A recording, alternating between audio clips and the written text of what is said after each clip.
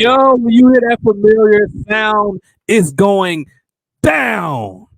You are live with the prodigy of games, the prodigy of everything, the most opinionated podcast who's not scared of anything, any feedback, any backlash, none of that. Bring it. We always gonna tell the truth, have a good time, be entertaining. And boy, is this show no different.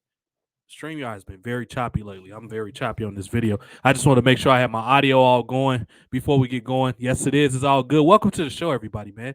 It's been a few days. JoJo's a little under the weather. He may or may not be joining us. Last time I talked to him, he said his voice is getting better. So we'll see where that goes. I'm blessed. I'm grateful. It's almost the Christmas season. It's a lot to be excited about. And a lot of different things going on, different investments that I'm working on. And I'm very excited. It feels good to be free. I have a sense of freedom right now from work. A lot of good things I got going on. I invested well, so I'm blessed. I'm good. My family's good. Hope your family's good. Hope you're healthy. Let's talk some entertainment. Yes, indeed, man. Air horns to everybody. I'm thinking about also doing a mansplaining episode, probably today or tomorrow. We'll see how it goes. I can get all my guest hosts we're doing. That's the new show that we're trying to get going. There's been a lot of requests for the return of the Jerk Reel, where we watch a movie that's so bad it's good and we make fun of it. We read the reviews, read the money. It's something we like. We're movie buffs. We like politics. We like sports. We like everything. We're just conversationalists. We're Renaissance men. Shout out to a couple people that's been holding it down, helping me a lot on the podcast. That's something I need to do a lot more. I'm usually not a big celebratory type person, and I'm all about working. Then when I get a goal, then I celebrate. So things been looking good on Twitch, so I just want to shout out a couple people that's responsible for that. Fatal Charade, Victor, those my big homie Victor Martinez out of the West Coast. Big ups to him. BX Connect, of course, man. I should have said him first. He's been helping a lot, been holding it down with me, doing a lot of things. He's been in the mud, the trenches. He's been through a lot of things. So he took a lot of the heat that sometimes I put out there because, I'm all about change. I'm all about everybody having a voice in a fair way. I'm not with closed-mindedness, and some people is rubbed the wrong way by that. That's fine. I mean, that's just – I'm not everybody's flavor. But, I mean, do what you do. Do your will. Do what you're put here to do. I was put here to tell the truth, and that's what I try to do. A lot of good things to be excited about in entertainment right now. Well, somewhat. We'll get into the positives and trying to be more positive as the year closes out. Get ready for these goals. I'm looking forward to 2023. Some people look at New Year's as a negative. Man, I'm embracing it. I can't wait for all this holiday stuff to get over it and just to get prepared for some of the stuff I got coming up. 2023, man. I'm blessed. I'm excited. I'm very, very optimistic right now. There's probably a lot of people watching NFL. I almost did this later, but I want to play the game later.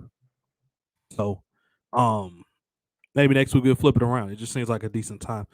It seems like it might be a little more traffic online at the moment. Let's see what's trending. Let's see what's going on in the world before we get going. This is something I want to add a lot more to thing that's going on right now. It's a couple people that's trending. Happy birthday to the GOAT, the great Rey Mysterio, the greatest cruiserweight ever. He's put cruiserweight on the map as far as making it relevant beyond wrestling. The charity he does, all the things that he do for children. I haven't heard anything bad about him. I don't know anybody that dislike Rey Mysterio. So big ups to Rey Mysterio. His birthday's today. Somebody I don't too much care for, but they're trending right now, and I mentioned them. Sasha Banks, the self-proclaimed boss, allegedly might be done with WWE. And we're going to read the article live. It's something called KO'd that is trending right now. It's probably not Kevin Owens, but it's KO'd, whatever that means. I don't know if people get knocked out. I don't know if that's UFC. Maybe we should expand and expound on that.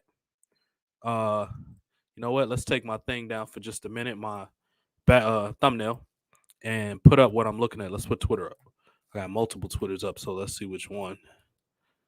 Is that the one? Yes. Okay, so let's see what this KO thing about. NFL's on right now. Week 14. Got a couple different things going on. Oh, shit. It's a fight at Popeyes. Let's see what this. Damn. I don't know what that girl was thinking about. They beating the shit out of her. I don't know what this is about. The whole Popeye stuff joined in on the fight. Let's see what this is about. You know what? I know it's about wrestling.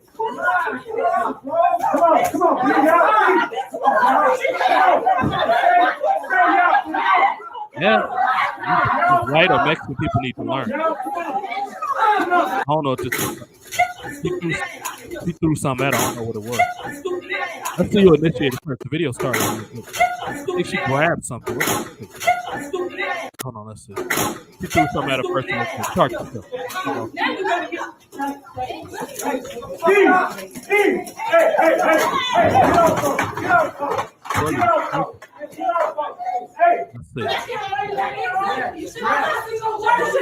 Yeah. She like the Mexican girl. Not very smart,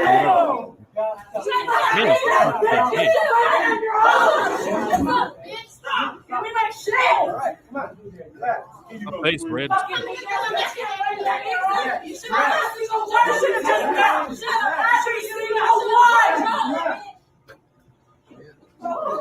It's like the down south where it's warm as hell outside. No, they're all sold out. You guys have chicken sandwiches? No chicken sandwiches. I was just here for that. Yeah, they said she said say something else. I don't know what she came in, but she got a headache after that. Sometimes you got to know how to leave people alone. I already know it's gonna turn into some race stuff in the chat. Let's just see what some of these people's talking about. I'm just curious. His whole life flashed out. Okay. Oh, so it's different stuff. KO, there's like a little group thing or something. The whole Popeye stuff joined in. Let's see what these people was talking about. Is it a comment on here? Oh, these are gifts that they put up under here. Oh yeah, I don't know what homie was doing with this. He should have had a spotter. That's a lot of weight. Even with an assistant saying happy holidays, blah blah blah. Tell me about a time you had to work on the team to solve a difficult problem. Yeah, they beat the hell out that girl. I don't know what she was doing. Damn. Hooting, hollering, howling, whatever that means. Violence, chaos. I hate that question when I apply for a job. I be making anything up sounds good. Not like they're gonna ask to prove it actually happened. Be nice, you order fast food, or you might get full service. Yeah. Let's not act like Popeye's customer service on a Chick-fil-A level. Yeah. Hello, I went to the right, blah, blah, blah. What else are these people talking about? Then we're going to read some of the Sasha Banks stuff, get to the relevant wrestling news stuff we should be talking about. Yeah, these people are, man, she should have just left. I don't know what she was thinking about. Yeah, she didn't think all those people was going to beat the hell out of her. There's a bunch of people laughing. I haven't seen no race comment yet. I'm surprised. Wow. Let's see. Boom. What this say? Huh. Yeah, let's go back. Yeah, that girl got her ass whipped. A knuckle sandwich. That's hilarious. Somebody actually put a knuckle sound. That was a good one. Let's see what else people talking about. I mean, most corporate organizations are always preaching work as a team, support each other, and team unity. If this ain't team unity, I don't know what it is. They beat the hell out that girl. Love that ass whooping from Popeyes. Love that ass whooping from Popeyes. I get it.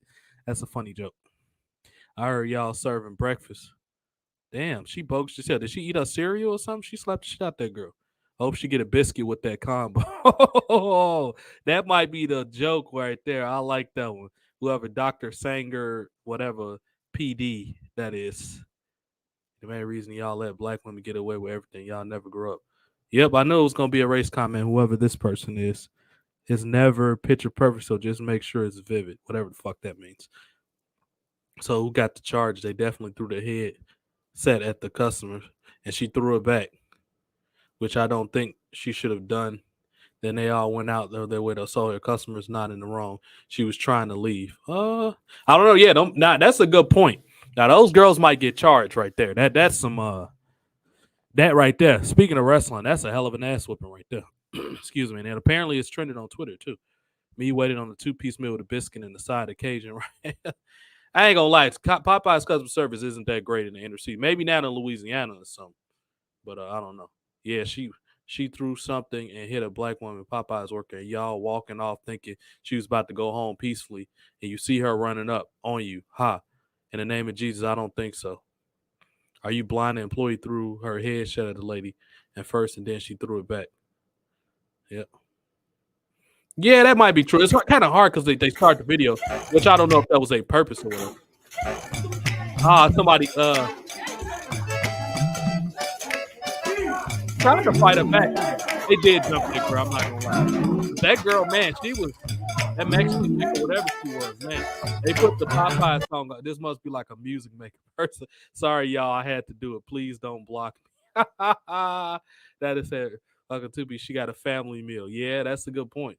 People calling out the black older man for trying to break it up, but he wasn't wrong. Pretty sure he has lived enough life to know those young black women would have had faced more penalty than aggressive women, even though she attacked them first. Y'all got chicken sandwiches? Take me out. Oh yeah. Oh, it took me out. Whoever Emery Glover is he a comedian? Who's this dude? Digital producer, something Celtics Buzz. No, he's not a producer. At least not according to his thing. What to say? Hold on. Back at you. You want some chicken? Oh my God! All of y'all coming? Yeah. Welcome to our store. Right back at you. You want some chicken? Oh my God! All of y'all coming? Yeah. Welcome. Whatever this man. Where's the full video of this? Oh man, these people are hilarious. Anyway, I'm sure we'll follow up on that later. I'm sure it's gonna be a lot of racist comments. Blah blah blah. We saw what, 2 of them already? DJ Khaled. Somebody call this man DJ Khaled. I don't know if they was together or what. White women have so much audacity because why did you think you could just throw something at somebody and just walk out? Huh. Yeah. The video shows employee throwing her ass at after customer. I'm sure the customer. Yeah, those girls gonna probably get fired. That video, just from a technical standpoint, didn't do them no favors. Them girls probably all getting fired, every single one of them, or I should say, all of the Popeyes employees, especially if that girl calls the police first. Now, unfortunately, in certain situations, even though this is kind of a what's the word I'm looking for here? This is a really touchy one because honestly, it's hard to say who did what first because of the way the video was put up there. I don't know who uploaded the video, if it was the perpetrator or the defender, which in this point we don't even know which one was which. But this one, these girls might be screwed, and it's also low key made me want some Popeyes. God damn it, advertising! Y'all made me just hungry thinking about that Popeyes. But Popeyes dropped in my city of Chicago a lot. The quality has reduced significantly. This is a real challenging one right here. I'm not even gonna lie. I gotta take a drink. Hold on, let me get a shot of this whiskey. Good whiskey here too. This is a Mercury one right here. I honestly don't know what side to take.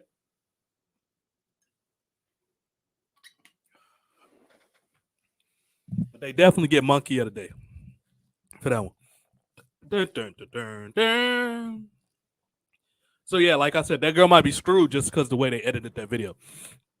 This is a weird way to start this show off, but honestly, sometimes you need a surprise to start the show off a little bit. We're going to take this down. And now we're going to see what's trending. Let's see what's trending. KO'd. We know that. Oh, no, I'm sorry, not trending. We know what's trending. Naomi's trending too, probably because of the Sasha Banks thing. Let's go to Sasha Banks. Somebody who I have a very adversarial, somewhat relationship with. Don't like her for a lot of different reasons. She doesn't come off as a good person. She is too entitled. And most importantly, she's way too protected by the company. And I don't think that she gets disciplined enough even when she's in the wrong. Let's see. Apparently, Sasha Banks' contract might be done with WWE. What did I just switch to? Let me take this down and share the other. I was sharing the wrong one. Let me switch my windows here. So, yeah. Sasha Banks. Let's go to the wrestling news tab. Apparently, she might be done with WWE. It came out rumored up there that she might be in New Japan. And I dislike Sasha Banks, but she has a certain level of a name. And I've been saying for years, all these people that say New Japan is relevant, it is. Because you have to have a major TV deal in the United States, the biggest markets in the world, for you to be relevant. I've been saying for a long time, in order for New Japan to be relevant, they have to get some WWE stars. And I understand it's egos. People don't want to lose here. We don't want to lose. You Americans, you call us Godzilla or whatever. I don't know. Whatever the case may be. It's a way to protect, grease everybody's chain, so to speak, where your wrestler comes out for whatever respective organization looking strong. Because I know a lot of people have issues with their particular talent losing matches because they think it makes them look weak. With that said, New Japan in these tournaments need to have American wrestlers. Can you imagine if Roman Reigns went against like Tanahashi or something to a draw? That'll give New Japan the much needed exposure that they need. It's going to help New Japan more than WWE. But fresh talent matchups always helps out. That's what Hulk Hogan and Steiners and who else went over there? Austin, when he was kind of like Jabroni Austin, went over there back in the day. Eddie Guerrero, Chris Benoit. All these top American stars that we loved in WWF had a hell of a run in New Japan. Whether it was a tour, Sabu might be the biggest example of this. Sabu at all these death matches and what's it called, FCW. And they had all these exploding death matches and all that type of stuff. Let me see if anybody came in here in the chat. All my comments going down. Okay, boom, because I clicked on it. Yeah, welcome. Everybody is here. The comments went down for a second for some reason. But yeah, New Japan would benefit from having American stars show up at their big shows. And Sasha allegedly supposed to be showing up at New Japan. Let's see what this is about before we get into the show. We're going to start off with some news, some tweets. We're going to try to mix it up and not make it so repetitive sometimes. Okay, so headline, and I think this is from Meltzer, F for online. I got my issues with Meltzer, but he is a legit actual reporter when it comes to reporting the facts. He does do that, like number facts and figures. Not he does put opinion in it, but facts and figures pretty good. Sasha Banks and WWE, quote, very far apart on money. Multiple New Japan dates agreed to, end quote. You know what? This might be a good move for Sasha Banks for a couple reasons. I think New Japan is going to benefit more from this than anybody because everybody expected her to go to AEW. Everybody, I'm pretty sure. She wasn't going to go to Impact and waste time. They can't afford Sasha Banks. Now, I don't know how much of a pay cut she's going to take because Sasha Banks is worth quite a bit of money. I don't think she's deserved the amount of money. I would say $400,000 for Sasha Banks. But I'm pretty sure she's making well over $1 million. She's probably making $1.1 million, if I had to guess. $1.1 million. Because she was at 900,000 last time I checked. I think 950,000, something like that. Because I think the only millionaire right now in WWE is Ronda Rousey. That's a female. That's an active talent. She's the only one I know that's Ronda Rousey. This is going to really help New Japan. And I hate a lot of New Japan because people, it's strong style. Like, I don't care about any of that. Wrestling doesn't sell its personalities and entertainment. That's why Hulk Hogan, despite all these nerds disliking him, is the most well-known international Grand Prix champion ever. IWGP is stands for International Grand Prix, something like that. So Hogan is the most known, and he can't be a technical wrestler. It's a wrestler out there, a match with Hogan doing technical work rate. I'm sure if you YouTube it, it's there. So Sasha Banks is going to benefit more than anybody going to New Japan. She's going to be able to ask for a lot of money, which they might be able to give her a decent amount of money. She might be the most well-paid New Japan wrestler signed in a very long time, probably since the mid-2000s when Kurt Angle and Brock Lesnar was over there, because she has the benefit of having enough camera time in WWE, whether she deserves it or not, which I don't think she does. But factually speaking, she has technically been on WWE TV in a very featured spot. She also has the connections with Snoop Dogg. She has celebrity cousins. She was on The Mandalorian. She's been in TV shows and commercials. She has what it takes to make a lot of money. I honestly think Sasha Banks is probably going to be the biggest sign. I never thought I would say this. She's probably going to be the biggest signed talent in over 10 years, 15 years, really, because I was in high school when Brock Lesnar went over there. I was like sophomore high school or something, 2007, 2006, somewhere around there. This was a big signing, and big ups to New Japan for making it happen. Let's get back into the article now that I gave my opinion on it. Okay, so as of right now, Sasha Banks has agreed to terms for multiple dates with New Japan Pro Wrestling, but re-signing with WWE is still a possibility. On Saturday, our own Dave Meltzer confirmed PW Insider's report that Banks is scheduled to attend Wrestle Kingdom 17th, which is January 4th, 2023. Wrestle Kingdom is always January 4th annually. He also noted that the booking with New Japan did not go through WWE. Really? Okay, they might be in trouble now. Then again, it probably did went through some filters because Triple H is a big fan of New Japan. Always has been since he's been in charge. On the latest edition of, because that's how he got the agreements with Kairi Sane and Asuka and all that. On the latest editions of Wrestling Observer Radio released on Sunday, Meltzer reported that Banks' WWE contract is set to expire at the end of the year, which is another 2 weeks.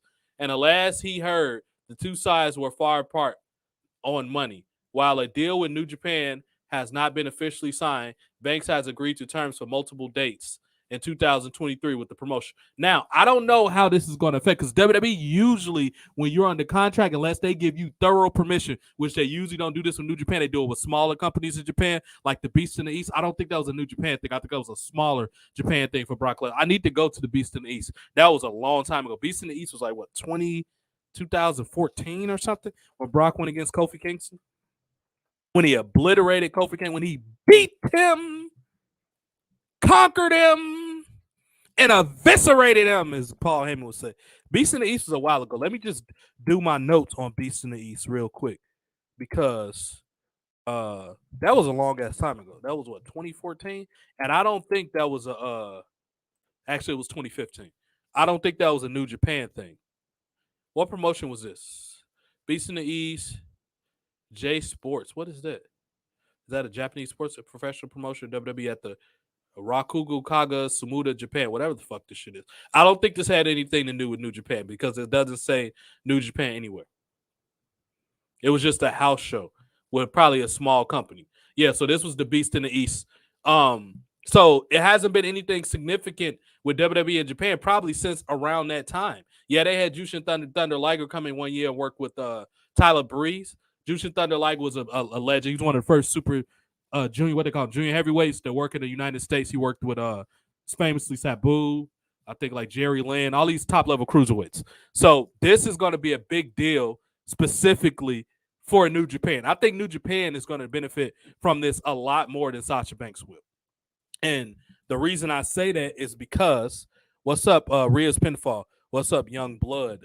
Are you an old head? You call him Young Blood. What's up? How you doing? Rhea's as Pinfall. I'm a big Rhea Ripley fan. She's a cute girl, too, under all the goth stuff and the makeup. But yeah, this might be a big deal for the biggest deal that Japan has had since I said Brock Lesnar, Kurt Angle was there 2006, 2007. Sasha Banks shocked the world. If this happens and she signs with New Japan as like a multiple deal contracted wrestler, she probably gonna still be able to do indie dates and all of that. But if she signs, this is gonna be the biggest American Japanese deal in years. Now, despite my dislike for Sasha Banks, this is a great business move for Sasha Banks. Absolutely great. I don't like her. Maybe over time I might like her. I just don't like how she seems like she has this immunity to do whatever she wants, be dick to fans, cause headaches back then. She was a major headache, contrary to popular belief. That's why she was so heavily de-pushed after 2018, because she was a major headache starting in 2019 going forward. She didn't want to lose the titles with Iconics. It's been documented. Her and Bayley threw a fit after WrestleMania in the hotels because they had to lose to the Iconics. Now, granted, they could have probably had a longer run. It was their ideas of bringing the women's tag team titles, all that good stuff. But if WWE, if your boss needs something for a business deal, negotiate and don't confront. You'll never win. So they decided to be confrontational and kind of be rogue. And I've been guilty of that a couple times too. I get it. But it wasn't good for her career. And she got de-pushed. Then all the stories came out how she was dicks to fans. You know what I mean? How she was a bit. Then her ending Paige's career wasn't a good look on her. It was not a good look. WWE can say, Paige can say all he want. Sasha didn't hurt me. I was already here. No, that was a directive from WWE. Don't lie. We know that was a directive from WWE to not make Sasha look good. Anybody with eyes can look at that video and see that Sasha Banks deliberately kicked her in her neck after Paige told her, after it was public knowledge that Paige had a bad neck. I don't want to hear none of that. But anyway, Sasha, back to the positivity of this article. Sasha, this might be the best business decision she's ever made in her life. Let's see where we left off on this. While a deal with New Japan has not yet been official, 2023, she agreed to a couple dates. We read that. Quote, I asked WWE about it, and they basically had nothing to say as far as the situation. That's what Meltzer said. End quote on that. Another open quote, WWE, in brackets, were talking to her about a return, and they were very far apart on the money. I actually hope she doesn't come back. Sasha's done about as much she could do in WWE. Kind of in the oldies. When you start watching wrestling, man, Rhea's Pinfall. If that's not real Rhea, if this is the real Rhea Ripley, I love Rhea. Rhea's great. Big ups to Rhea. I forgot her real name. She's a sweetheart. I love her. She's a great wrestler. She's the future wrestler, and she's so young too. She's so fucking young. I love. Big ups to Rhea. Good luck with her and her husband Buddy Murphy too. But okay. Anyway, was it the last thing I heard? Because AEW for her, she wanted a lot. What she was asking for was a high number for a WWE women's wrestler. But again, if you look at the amount of money WWE takes in, she still have been underpaid. I don't know about that. To me, paid versus unpaid is all about BX Connect is here. Strong Island. Welcome this man back. Hold on, I gotta take a pause and show my big brother here because he was out. I'm happy to see him back. He was having some voice problems for a while. Welcome back, son, man. I didn't know if he was. I didn't expect. I told him to take as much time. This brother got so much respect for me, man. He can take as much time as he needs to. Whatever he asks me. Strong. Yeah. For a little while. He coming back looking like some boss shit. He got the hat. I'm digging it. I was just holding it down. What's up, son? What's causing all this, man? He's back up in. What's up, man? What's going on? Not much, man. Chilling. I got to catch up with the what the hell?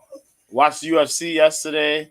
Nice. I was watching Deadline. I did watch Deadline, but I had to watch the rest of Death Before Dishonor. So I watched that. Not Death Before Dishonor. Jesus Christ. Final Battle. The Final Battle show, the Ring of Honor Final Battle show. Yeah. Deadline was pretty good. It was simple. The Ring of Honor show wasn't bad. There were some matches that were really fire on there. And then we got the disappointing news from Ring of Honor. I don't know if you heard. No, I did not. Go ahead. There's no TV deal going on with Ring of Honor. Everything that they're gonna be doing is gonna be on Honor Club. That's their streaming service. Mm-hmm. Yeah, that they had. So there's no TV time. And the live shows are gonna be on there, and the pay-per-views will be, but you gotta wait a little bit, like a couple days, like 60 to 90 days for the pay-per-views to show back up on the streaming service. Oh, I see. Okay. Yeah. You know what? I didn't know that was ever a part of the deal. When Tony bought them for, what he bought them for, $4 million? How much was the deal? What was it more than that? It was a little more than that. So Maybe like 20 million. 20 million? Okay. I think it was 20 million, yeah. I thought the deal was that he was going to absorb all of the talent and eventually get the tape library distributed some type of way. I thought that was the goal. So his goal was to keep them with a separate TV deal. I don't understand why he would do that, but maybe you have a little more information than me on that. To me, that don't make sense. Like, that's like WWE buying WCW, and unless you got like Flair or one of the Crockett's to run the show, WWE wasn't going to make WCW a separate show. And I'm not buying that excuse that Booker T and Buff Bagwell had a bad match. I don't know what was the behind the scenes with that. I don't know if they purposely told them to go out there, we're going to pay y'all off, have a bad match and all that. They tried to throw the commentaries under the bus. I'm not trying to hear none of that. Booker T is one of the greatest wrestlers I've seen in my life. My cynical mind makes me want to think that was all planned. It is no fucking way that was the only reason that they didn't decide to do a separate roster. They didn't want to because we already know within WWE internally, they don't even like SmackDown to beat Raw. So why would they admit that WCW had better ideas than them? I honestly think they purposely sabotaged that. I don't want to hear that Bagwell and Booker T. It's been plenty of people that had bad matches that kept jobs way longer than they should have in WWE. I'm not buying that. So what I think is, I think it's a weird decision unless you got Delirious. What's Delirious' real name? Hunter something. Hunter. I always figure his last name. He worked with Cornette. Unless you got Cornette and Delirious running Ring of Honor, why bother making it a separate show? It's gonna be it's basically gonna be an overly long rampage. That's all it's gonna be. You're gonna have all these inmates running asylums, all these marks putting on matches that they just want to put on. I don't think it's a good idea. Just absorb the roster. Whatever wrestlers you have that don't want to be there, that's fine. Buy out their contracts. Let them do indie days or whatever they want to work it. Like, which I'm going to get JoJo opinion on this in a minute, which I was reading before you got on here. This whole, dude, fucking Sasha Banks in New Japan. Who would have thought?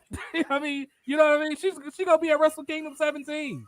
Which I said, JoJo, how long have we been saying that New Japan needs to do deals with WWE and how they wrestlers come over there? Even if it's a draw, this is good publicity for New Japan because they don't have a TV. They just got their TV deal back with Access, which is in 70 million homes, which is decent. It could be more. They just got their deal back this year, and with resurfacing, who knows what type of deal they're going to get? I think they had a deal with CBS, but this is going to be a good deal. But anyway, let's wrap up this, and I'm going to ask JoJo about the Sasha Banks thing next. What's your take on this Ring of Honor thing? Do you think it'll work if they have the TV deal with a separate brand, or do you think they should just absorb all the people under the AEW banner? They should have absorbed everybody, but considering how many people AEW already has, that shit would have been nuts. It would have been too much. That's the good point. They should get an ROH brand and have a little crossover with AEW and ROH, and you could have had them on the Fridays. Right. Because you got Rampage, and Rampage ain't shit. Rampage is just It's there. It's like, you know what I mean? It's an hour, and everybody already knows how Rampage is booked pretty much. Yeah. So it's like, fuck this shit. This shit is garbage. You know what I mean? For the hour. Right. You could literally book a Ring of Honor and have 3-4 matches on a Friday if it's gonna be an hour, because they've managed to do a lot with the hour. Right. And just do that. Sure. Yeah. If you're not gonna do it, you don't have to do a 2-hour show. They could work with the hour show. You know what I mean? Sure. Get everything in there. Boom. That's it. They're gone. Yeah. Because you guys are trying to do that shit, and you know it works for Dynamite. It doesn't work on Rampage. Sure. You know what? Yeah. At this point, with the TV deal, which I'm not surprised they don't get, Ring of Honor is just not a big enough brand, dude. It's just not. When Cornette left, and like around the 2010s, that was pretty much it for Ring of Honor. Because, yeah, I know Cornette's a pain in the ass to work with. However, Cornette has the credentials and the name identity. What you do with a guy like Cornette and say, dude, hey, you got to get out of talent relations. You getting on everybody's nerve. However, you are an elder statesman. We need you to be in the booking office. Let Cornette deal with all the paperwork and the personnel stuff. All of the overhead, the money. Go ahead. That's one of the bigger things, though. You can't have that company run under that guy who's running AEW right now. You can't do that. You can't have that. That's the big problem right there. And you just hit the nail on the head pretty much. Yep. You gotta have Cornette in there. You gotta have Delirious. You can't just have Tony Khan book matches, because if you're gonna have Tony Khan book that shit, it only just suffices for the people who are big time, instead of really looking in and saying like, yo, these guys that I have a storyline and this shit and that, like how Cornette really was in there, Cornette and Delirious pretty much. Yeah. Yeah. So it's like, because you watch this show, Death Before Final Battle. Mm-hmm. And yo, even though you're watching this shit and you're like, yo, this is a good show, majority of the fucking AEW people won titles. Right. And that's a Vince McMahon if I ever seen one. People always say about how Vince McMahon had this ego and all this. Okay, let's stop and be factual for a minute. Nobody talks about how Tony Khan in the Elite completely butchered the agreement with Impact. None of the main Impact people even showed up until way later. It was like it was dead. It was like you was beating a dead horse when Cass and all them showed up. It was pretty much over with. Sammy Guevara didn't even want to go to Impact because he looked at it like, okay, are y'all even really serious competition for us? Now that's a whole separate matter. That's one individual. That's an isolated situation. However, it shows you, and people look at me like I got friends that work for Impact. I hope they do well and make money. And this is one of the biggest problems. People think I want Impact to die. No, I want them to be better. The better place for people to work, the better. You can't have controlling management oppressing and a single entity controlling everybody. That's a factor. And there's more money for people that want to have more open free. Okay, I want to work a few days and be with my family. I'm completely okay with that. I'm a big advocate of balanced life, actually. But this is the issue. You completely screw Impact in the agreement, which Impact got decent TV.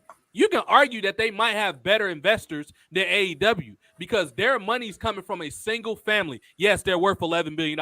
However, Anthem is a big media conglomerate in a country, in Canada. You know how the type of resources they could pull from? They got deals in the UK. They got deals in England. They got all these deals across the world. They probably got some deals with Japan. So you could have used that benefit. And as much as I like Scott D'Amore and specifically Diane Callis, they do have experience in wrestling. It don't show what they creative, but they've been around people that's smart with money. I don't know if it's a loyalty or stubbornness. I don't know what it is. I just know it needs to stop. Diane Callis works for WWF and ECW. He's been around Vince McMahon and Paul Heyman. He should know goddamn better about building relationships with people. So they should at least been able to. Diane Callis is not a good creative guy. He's a good consultant where he keep these agreements because he knows people. He knows Conan people in AAA and all that. What needs to happen is, and I'm including Triple H in this pile, everybody that's currently running wrestling in general, pro wrestling, that has a big promotion, they need to all be demoted to like consultants. They need to bring in people like Nick Khan and Shahid Khan to do the money stuff because they understand money because they're successful businessmen. Then on the creative side, you need to bring in people who were successful as creative forces like Dutch Mantel. And you get them restrictions. Hey, dude, you say anything controversial, racist, bullshit, we kicking your ass out of here. Put restrictions on them, but use them for their knowledge. We need Dutch Mantel. We need Raven. We need Vince Russo. And I cannot believe, and then I just thought about this when I said Vince Russo. I don't know if you saw, JoJo, but the tweet from Ric Flair that said, why do people take Vince Russo's opinion seriously? Did you see that tweet from Flair? Or that it was a little interview he had with somebody. I tweeted it out yesterday. Yeah. I cannot believe that Ric Flair, I think you've been drinking a little too much, dude. Not only have you ruined your relationship with pretty much anybody you had one with, now you stand stupid ass shit. That first you said that I can never work for somebody like Nick Khan. Really, Rick? You don't want to work for a former successful agent that worked with boxers and all these big-time athletes? What the hell is wrong with you, dude? That is the most ridiculous thing I've ever heard of. I honestly think Ric Flair had too much vodka, JoJo. I don't know what this man been doing.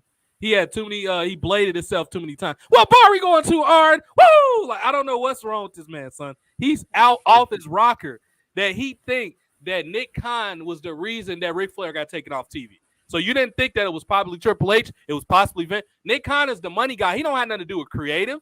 He say, okay, yeah, bring in this or that person because they can make our upside better, but he don't have nothing to do with creative.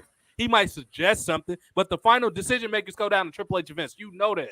Get the hell up out of here, Ric Flair. Yeah. This man gonna sit here and say, why take the guy seriously that took wrestling public and made it a profitable company? Why take him serious? Come on, Flair. You should know better. You've been there and done that. You're the cornerstone of NWA wrestling. Are you fucking kidding me? Like, what's wrong with these dudes, JoJo, man? What do you make Flair's just mad, man. He's mad, man. He's grumpy, you know? Dark Side of the Ring came out, and that man's career just been like, yo, we put you to the side, old buck. Yeah, that's exactly. That's it. And he's been disgruntled since. Yep. That's to summarize it perfectly. That's the best way to summarize it. But this is what needs to happen in wrestling. So with the Ring of Honor thing, they need to get people, or in wrestling in general, I'm just using Ring of Honor as an example. Wrestling in general needs to, 2023 needs to be a recharge. Wrestling's going to die. I'm pretty sure we made that pretty clear already. It's so many signals. And yes, Deadline was great. We're going to get into Deadline in a minute. It was a lot of good stuff to be happy about Deadline. It's some decent stuff that's coming up in the year to be happy about. Cena might be at Raw 30. It's a couple things that we can talk about. However, if we don't get these cancerous, counterproductive pieces out of wrestling is going to it's going to die. Outside of WWE, wrestling will die. WWE is just going to be a old corpse that's slowly dying, that's slowly breathing. Everything else is going to die if we don't get these people out the way that don't know what they're doing. This goes for Conan. This goes for everybody that runs Impact. And this goes for Tony Khan. If they don't put these people in the money spots that deal with the money, or maybe Tony Khan could be a talent consultant or something, because he knows how to make the talent feel good. So that's what he's most useful at. Bring in Cornette for the Ring of Honor personnel. Russo, Dutch Mantel, and people like Raven needs to come back. In some type of way, WWE, swallow y'all pride. Y'all need to get Shane McMahon back. He's the only McMahon, right? Because Vince is in hot water. You can't do a whole lot with Vince publicly. You probably could do some stuff behind the scenes. But Shane McMahon needs to come back and replace Triple H. I don't know if he's interested, but if Shane's interested, he has to come back. Triple H needs to go to either NXT or he needs to become a consultant because he is not doing good stuff for TV right now. None of it. With the exception of who just came back that I was quite surprised that Triple H re-signed. I'm surprised Cross is being used well. I'm surprised LA Knight's finally being used somewhat decent. I'll think of it before the end of the show, but Triple H needs to be demoted. He's not doing enough good. If you think Damage Control and Seth Rollins is the answer to the ratings increasing, something is wrong. Wrestling won't be fine. WWE will be fine because they have enough money. Wrestling, if you consider making less than 1 million viewers, wrestling will be fine. And I'm talking about wrestling being relevant and being a respectable TV commodity again. That's what I mean. But if you just being indie style, wrestling's going to get on some streaming service, but that's not a victory for me. So I'm a business thinking person. So with that said, that Ring of Honor, I'm not too surprised with the Ring of Honor thing. I'm not, honestly. Jericho's cool, but him and Cesaro are not going to be enough to save Ring of Honor. What their best thing at this point is, they need to have Ring of Honor, and I'm a Cornette be leading the charge when this happens. Thank you. Yeah. Ring of Honor needs to almost be like an invading outside force. But in reality, storyline wise, that's what it needs to be. In reality, what they need to be is a farming system like NXT for AEW talent. That's what they need to do. And I'm talking about call back people down that's on Dynamite now that's not producing. You need to get the Martin brothers are fine. Get people like Danny Garcia and all these botchy ass people, send them to Ring of Honor, and they need to be recoached how to what a hard camera is and how to wrestle. And Jim Cornette needs to run that. I'm sorry, JoJo, what you about to say? No. No, I was gonna say, yeah, that's absolutely right. I mean, Ring of Honor was used to pretty much farm talent for freaking TNA and WWE at one point. You know, both these guys were battling for the talents over there. So yeah, it's a good idea, man. And you can have a mix of older talent go down there and work. This is why I don't understand, and this further proves to you that Tony Khan is not a good businessman. How the hell you lose William Regal? Do you know the type of connections to talent that William Regal has globally? Why would you even? William Regal would have been a perfect person to send to Ring of Honor to work for Jim Cornette. And Jim Cornette actually likes William Regal too. He would have been the perfect person. Him and Robbie Brookside would have been the perfect person, or Finley, maybe even Finley, to go down to Ring of Honor and help these talents that need to be groomed up on how to work the hard camera and how to take basic spots. That's what should have happened with Ring of Honor. And the people that's ready to the Briscoes, Silas Young, PCO, people like that, they can go to the main. Them dudes been there and done that. They need to be on the main roster. But the Daniel Garcias and the Brandon Cutlers and the Q-Tip Marshalls and all these clowns, they need to go down the Ring of Honor developmental. It is no way that these people, and I'm sure several others we can name. Those are just people I'm thinking off the top of my head. They don't have any business being on mainstream TV yet because they haven't been established enough. They need to be re-seasoned, and I can make the same accommodations for NXT. I can name some people that need to go back to NXT. All the Damage Control, with the exception of probably Kairi Sane, needs to go back. I'm not Kairi Sane. Io Sky need to go back down. Dakota is not bad. They just need to find something for her to do. I actually like Dakota Kai. People think I don't. I don't like her in Damage Control. I think she's a fine worker, but I think she's better as like an underdog babyface type character. That's what Dakota Kai flourishes at. So I think she should have been the core. I would have put the NXT Women's title on her because that's a developmental title. Mandy Rose has done a great job with it, but she didn't have no. Mandy Rose should have did what she's doing right now for one of the main card titles. That's what Mandy Rose. That Toxic Attraction should have been where Damage Control is right now. They should have flipped it. Damage Control should have been in NXT. But let's switch gears over to the Sasha. Dude, what do you think about all this Sasha Banks hoopla, man? What Sasha making notes? He might be signing with Ring of Honor full time. She might just be doing a couple dates and just this Wrestle Kingdom thing. What do you think? Me personally, it's good for New Japan and it's good for Sasha because everybody I'm sure thought she was going to AEW. Yeah. People are still keeping hope and possibility that she could go to AEW. But she's taking this trip out to Japan to wrestle a former colleague in Kairi Sane, Kairi Hojo, yes. Hell just straight up Kairi. Man, in Wrestle Kingdom 17 there for the IWGP Women's title. That's eyes to the show. Big eyes to the show for sure. Yeah, Kairi's been one of the big returns for Stardom. Her matches have been top notch. She has been in great form, man. And Sasha Banks has been chilling, doing her thing. I wonder, though, if this was like, Triple H, they've been talking, and she wanted the opportunity to try some other things, and she's out there trying to do other things. Yeah. And if that's to be the case, and she comes back to the WWE, then cool, She'll be taking a little bit of what we like to call the Cody Rhodes route, where you leave and you get to do some things out there. You build up your name again, and we see what happens. Are you gonna leave the company? You're gonna come back to the company? But yeah, man, it's a very interesting thing. I'm gonna keep my eyes to Wrestle Kingdom 17. Right. The show is already good, but Jesus, we'll cover it when it happens. Yeah, we'll cover it. Sasha and Kyrie in a match. Yeah, Lord. Yeah, I look forward to it. I look forward to it.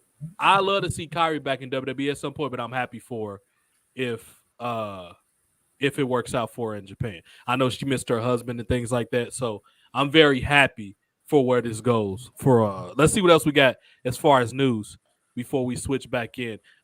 Like I said, Meltzer's good when it comes to reporting facts and figures. He just needs to keep his opinion out of stuff. That's all I'm gonna say. But I'll reference him when he got some numbers. Ria's pinfall.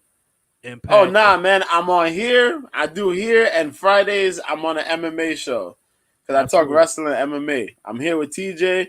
We talk wrestling, a little bit of MMA, but on Fridays I talk MMA with my homeboy Mike, Cope's Corner, 9 p.m. Eastern, 6 p.m. Pacific. Yes, sir. Absolutely. Go check that out. That's my big homies. Definitely go check that out. Matter of fact, I need to tag Mike in this because he usually see it when I tag him. Okay, it's a lot of news about Sasha. Sasha was doing a lot of stuff, man. Yeah, she was. She's getting a lot of TV stuff. I think she was doing some movie stuff. I know she was up in a lot of fashion shows. There's a lot of stuff that girl's been busy with. Yeah, I'm okay with anybody making money. Despite all my personal opinions on Sasha, I'm all for somebody hustling and making some paper. I don't never got no problem with that. Her and Naomi. Yeah, good for both of them. Trinity and Sasha, but good for both of them. I think Trent comes back eventually and joins the Bloodline. I think. If not, it has to be Nia Jax. It has to be. And I'm really hoping. I know a lot of people dislike Nia. I hope Nia comes back as a surprise at the Royal Rumble. She had that mental health break, all this COVID stuff that's slowed down now. I really hope, because they need somebody like Nia Jax. I really hope she comes back. Can you imagine Nia Jax and Ronda Rousey? Come on, man. This is match. They've had a couple little brush ups, but they need a program with each other. That needs to happen. Matt Hardy provides somewhat of an update on Jeff. Jeff, yesterday, Wrestling News source. AEW star Jeff Hardy has been arrested back in June on several DUI-related charges. In November, Jeff his attorneys filed for a continuance, and the pretrial hearing is now scheduled for December 21st. Okay, that was a nice little while, 6 months. He's basically doing the same thing he's been doing. He's doing exactly what he needs to be, and this is Matt Hardy to get where he needs to be in life, more or less. We just have to get these legal issues behind us before we can move forward. So that kind of thing with Jeff, he seems to be in a really good place. It's very nice and refreshing to see. Hopefully that continues and we get behind him and where he belongs. You know what? At this point, Hardy, just get on the creative team. They need people that's creative, or come back as the broken universe. Y'all don't need to be taking no more spots. This man, Jeff Hardy, is constantly in pain. That's probably why he's drinking and taking pills. I mean, you can't be jumping off ladders. And he's probably looking at, they got me on Rampage. They got me on Dark, which I don't belong. And that's probably also triggering his fucking drinking, as far as we know. They got a rock star like Jeff Hardy on AEW Dark. Are you kidding me? But, that's kind of the thing. Well, my big ups to Jeff Hardy, man. Speedy recovery. We love Jeff Hardy. Just shout out to the GOAT. Rey Mysterio has a birthday today, man. Jeff Hardy, Rey Mysterio is not even 50 years old yet, 48 as of today, man. Big ups to Rey Mysterio, man. I don't know how the hell that's possible. That gotta be a lie, man. You know about his age? That man's 48 years old. I think he's born in 1974. Is that 50 years old? That's gotta be some sarcasm. Some Let me double check. This man is 48 years old, and he moves the way he moves. Come on, bro. Nine knee surgeries or something like that. Shit, man. He's 48. Come on, bro. Today. Yeah, 48. He's born in 1974. Rey Mysterio, man. Go. Yeah. Shit. Yeah, man. Yeah. Amazing. That's the GOAT right there, man. That's the GOAT. For real. That guy is just a talent, man. Yeah. Shit. Let's keep it pushing. Big ups. Happy birthday to Oscar Gutierrez, Rey Mysterio, man. Big ups. Big fan. I always want to wrestle him too. So let's get a little bit into let's look at these goofy ass pro wrestling awards. I'm just curious. I know it's gonna be a bunch of bullshit. I usually don't care about this stuff, but let me see because it's in the wrestling news. Let me check this out. I'm sure it's gonna be a bunch of bullshit. I think somebody from WWE finally got on there. Okay, continue on with handling well-deserved awards, handing out well-deserved awards. 2022. It's now time to look back at AEW this year. Okay, did they do a WWE one? I'm not sure. Oh, I wanted to piggyback on something you said about Rampage, JoJo. Rampage is terrible, but I loved what Jade Cargill did. She came out there and showed why she's the boss, and she had Bay Red Velvet with her. I don't know the Latin girl, whoever the other girl was, but they look like stars. And Bow Wow popped up on the screen. They got fucking Bow Wow, son, of AEW. Big ups to Bow Wow, man. He doing his thing, man. Some people hating. That man getting his bag, man. WWE was taking too long, so he went to AEW. Ain't nothing wrong with that. Let that man get his paper, man. I'm sure he's getting paid pretty good for it. Okay, yeah, big up to Jade Cargill. She should be the women's champion. I don't know why she isn't. Get this shit off my screen, please. Okay, so they're giving out these awards. Male Superstar of the Year. I'm guessing this is only for AEW because if it's wrestling in general, they're on their drugs. How would CM Punk be on here? He's been mostly injured. Chris Jericho's been doing bullshit. Maybe Danielson and MJF, all these other people, like, come on, man. Moxley a little bit, but he's wrestling Rampage, Adam Page. Nobody cares about that outside of AEW. MJF is your best bet on this, dude. Are you kidding me? This fucking bullshit. They're gonna have to put CM Punk in there. I guess CM Punk was the draw. They had to put CM Punk. He's been the draw before the injury. Unfortunately, he did get injured, but he was the draw. MJF left. CM Punk was there. Yeah, they were. They played Moxley a little bit. Until CM Punk got injured. But and to his credit, he did that media scrum did bring up a lot of publicity to AEW, to wrestling in general, but AEW. Definitely. The girls category I'm a lot more impressed with.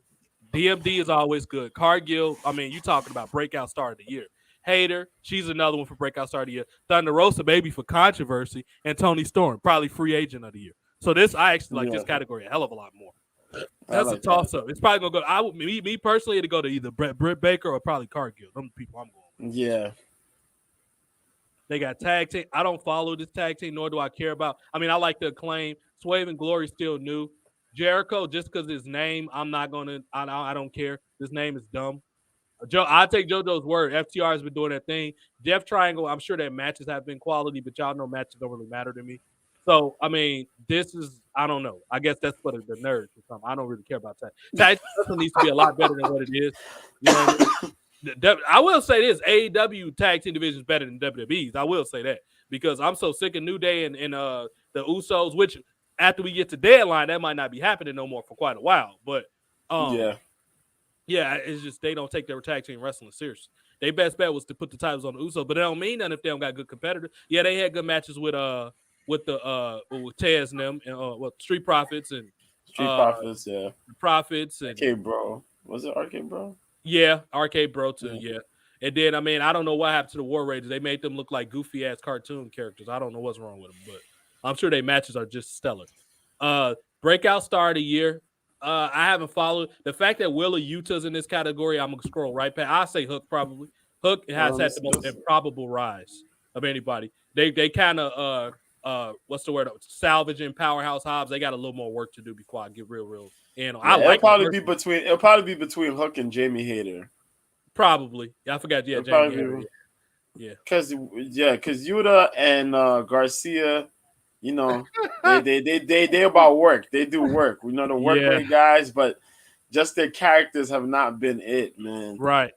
And they try to get a lot of They try to get a lot of steam behind them, but it's just their personalities are just deadpan, man. That's the problem. And I good workers, but just plain, you're right. You're absolutely right. I want to like Latino Randy Orton, aka Daniel Garcia. He looks like a Spanish Randy Orton, but it's just I got to see more. I haven't seen every time I hear about him is people groaning like, why is this dude main eventing against fill in the blank star? That's all I hear about him. So it's hard for me. He's a young. I want him to do well. It's just like I need to hear more about him. That's all. Yeah, that's the thing, man. Yeah. Match of the year, probably anything. Honestly, with probably the main eventers, Jericho, Punk, or MJF. I'm sure that's your best bet. Honestly, to me, the main event of AEW is when the Punk got into a real fight against the Elite. That was the main event right there. And Sammy Guevara slapping everybody, calling everybody out. That was the main event. Shit. Come on, son. Christian Cage and Luchasaurus is rivalry of the year. Didn't that just start in the summer? How would that constitute as rivalry of the year? Get the fuck out of here, man. I like Cage them, but like, come on, man. Christian, good people, but let's be serious, man. Who knows? Maybe anything with CM Punk slapping the Elite, I'm good with. So I see they got their little list. I wonder did they do one for? Did they do a list for WWE? I don't know. Let's see. I know people on Twitter doing their own little list here and there. You know. Yeah. And with everybody, like matches all around. Yeah. Because I'm sure most of them better been. You know what? I got to give a lot of credit to the women. A lot of the women and multiple companies have been doing their thing this year. Multiple companies. The women is with a lot of it in WWE. I look at it kind of through cynical eyes. I'm not going to lie because I know how evil Stephanie McMahon actually is. But you can't make that same excuse with like companies like AEW and Impact. These women, and even in NWA, these women are doing it. Dude, Marty Bell and what's AK? Allison K. Allison K. They've been doing their thing, man. These girls like in a lot of stuff. Some of the stuff get a little too feminist for me, but I like both. I know actually both of them quite well. I know Marty Bell better, but I know I've talked to them several times. I've met Marty Bell. I've done camps with Marty. I know Marty Bell pretty decent. So they've been doing their thing. A lot of these they've been. I mean, I got to give these girls credit. And with that, let's transition to Deadline because the girls had the best matches at Deadline, with the exception of the guys' Iron Challenge thing. Yeah, they did. Dude, these girls. Can we start with Alba Fire and the Uber Sexy? I even tweeted this. Yeah, she get the business. Isla Dawn. Can we start? That match was fucking great, dude. You know me, I don't really care about matches like that, JoJo. This match was fire, dude. Pun intended. Yeah. You talking about? I call it Scott and Sasha Alba Fire, and they did their thing, dude. This match was. They went out there was like, we just not girl. We're gonna take spot bumps. Alba Fire took some of the craziest spots I ever seen in my life, dude. They're coming off the top. She let a dead smack on the floor, and it's ironic because we were just talking about JoJo how if WWE is going to invest in women's wrestling, that they should get the girls from the UK. Did we not just say this? And look at the match. I think they might have heard the podcast or something. Look, that match that Alba Fire and goddamn I can't think of her name. Isla Dawn, my baby. I love her. She's so fucking sexy. I've been saying this for years, and I love Isla Dawn. She's young too. She's like 3 years younger than me. But dude, JoJo, you talking about a match? I'm talking about a good. I don't know how long this match went officially. I have to guess probably between like 10 and 11 minutes. I'll look it up in a minute. Straight to the point. I'm talking about they came out there throwing bombs, dude. This match was fire. What did you think of it? Did you see this match? Oh, I watched the match. I watched the match for sure. Dude. That's the full-on visual of what British women's wrestling is. Pretty much British wrestling. Yeah. It is is the action, craziness, hard hitting, solid spots, solid work. Yo, I couldn't complain about it. I watched that shit, man. I watched when Alba had her in that submission hold, the damn flying out the damn ring, where she was gonna fly out the ring, but Isla Dawn kicked her in the head. Square kicked her in the head. Yeah. Yo, because she got a kickboxing background, Isla Dawn has. Yeah. So she threw that leg up, man. I said, oh shit, boo. It was really good, man. Really good match. And for a first time match between the two of them on NXT, that was really good. That was a really good match. Yeah. You know? I mean, that match was great, dude. I mean, you talking everything you just said, I second. It was great. And then can we talk about the spot where she poisoned the ref? That ref acting was great, dude. The ref was standing in the corner. Down to one knee. She poisoned. I loved it. This is how you build up a supernatural character, WWE. Not Bray Wyatt and John Coltrane jazz music. Not him crying. Not Nikki Cross with she's half crazy, half superhero. No. This is how you build up a mystic character like this. Every time she comes out there, somebody gets fucked up. And you look like, holy shit, don't fuck with it. And she acts so well. Like the rolling her eyes in her head, the laughing. Who would have thought this girl who's been wrestling, she's fucking like 27. Who would have thought this girl's psychology would have been as good as it is? She's so low. And she's been one of the gems in the NXT UK, man, for quite a while. Yeah. And now people are seeing, like, yo, she could work. She could do her thing. And they don't even have a TV deal. Like, you know what I mean? So she was hidden for so long. You know what I mean? Like, come on. This is what if you're going to have girls wrestling, the matches need to look like this. Physical, and the story was there. She screwed out of the title. Alba Fire's good. Even Alba shit look good. The fire coming out the bat, she looks good. The new outfit with the baggy pants, she looks badass. I like it. Yep. Yeah. This is how you build up girls wrestling, like this.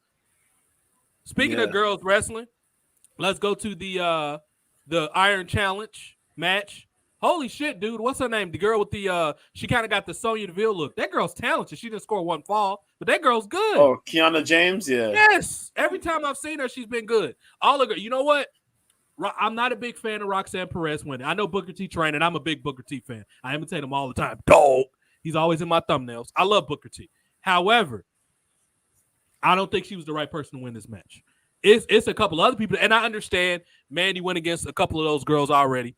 I honestly would have went with Kiana Jade. If you want a new star, I would have went with her.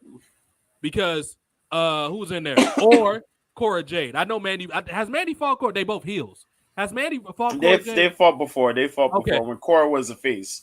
Was a baby face, yeah. And Cora was looking cheeky. She had the red on. She was looking. Brian Breaker, man. That man got some taste right there. Because Breaker's kind of young. Breaker was born like 93, 94. He's a young cat. Yeah. So I probably would went with Kiana Jade just because she's the only one that hasn't had that chance yet. But you can make an argument for Cora Jade.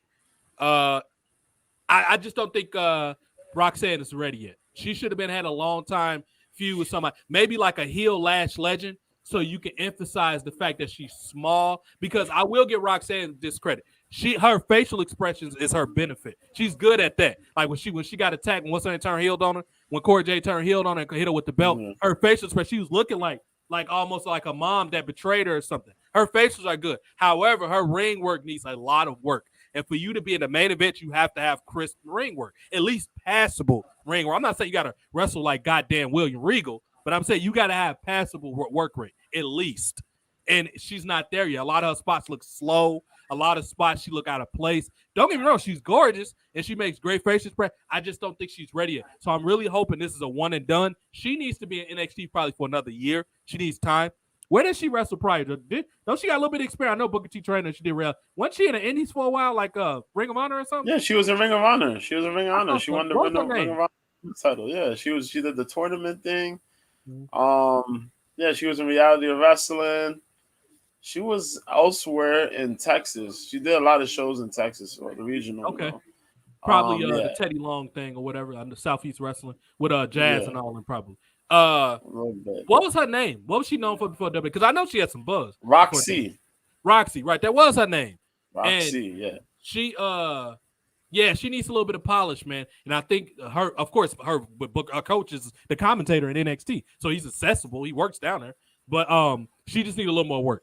I really hope it's just a one-off thing. Maybe they fight at New Year's Evil and that's it, because she's not ready to be in a long time. If you're gonna keep this title on Mandy, and not the worst decision will be for her to beat Mandy, because I don't think she's the right person for it.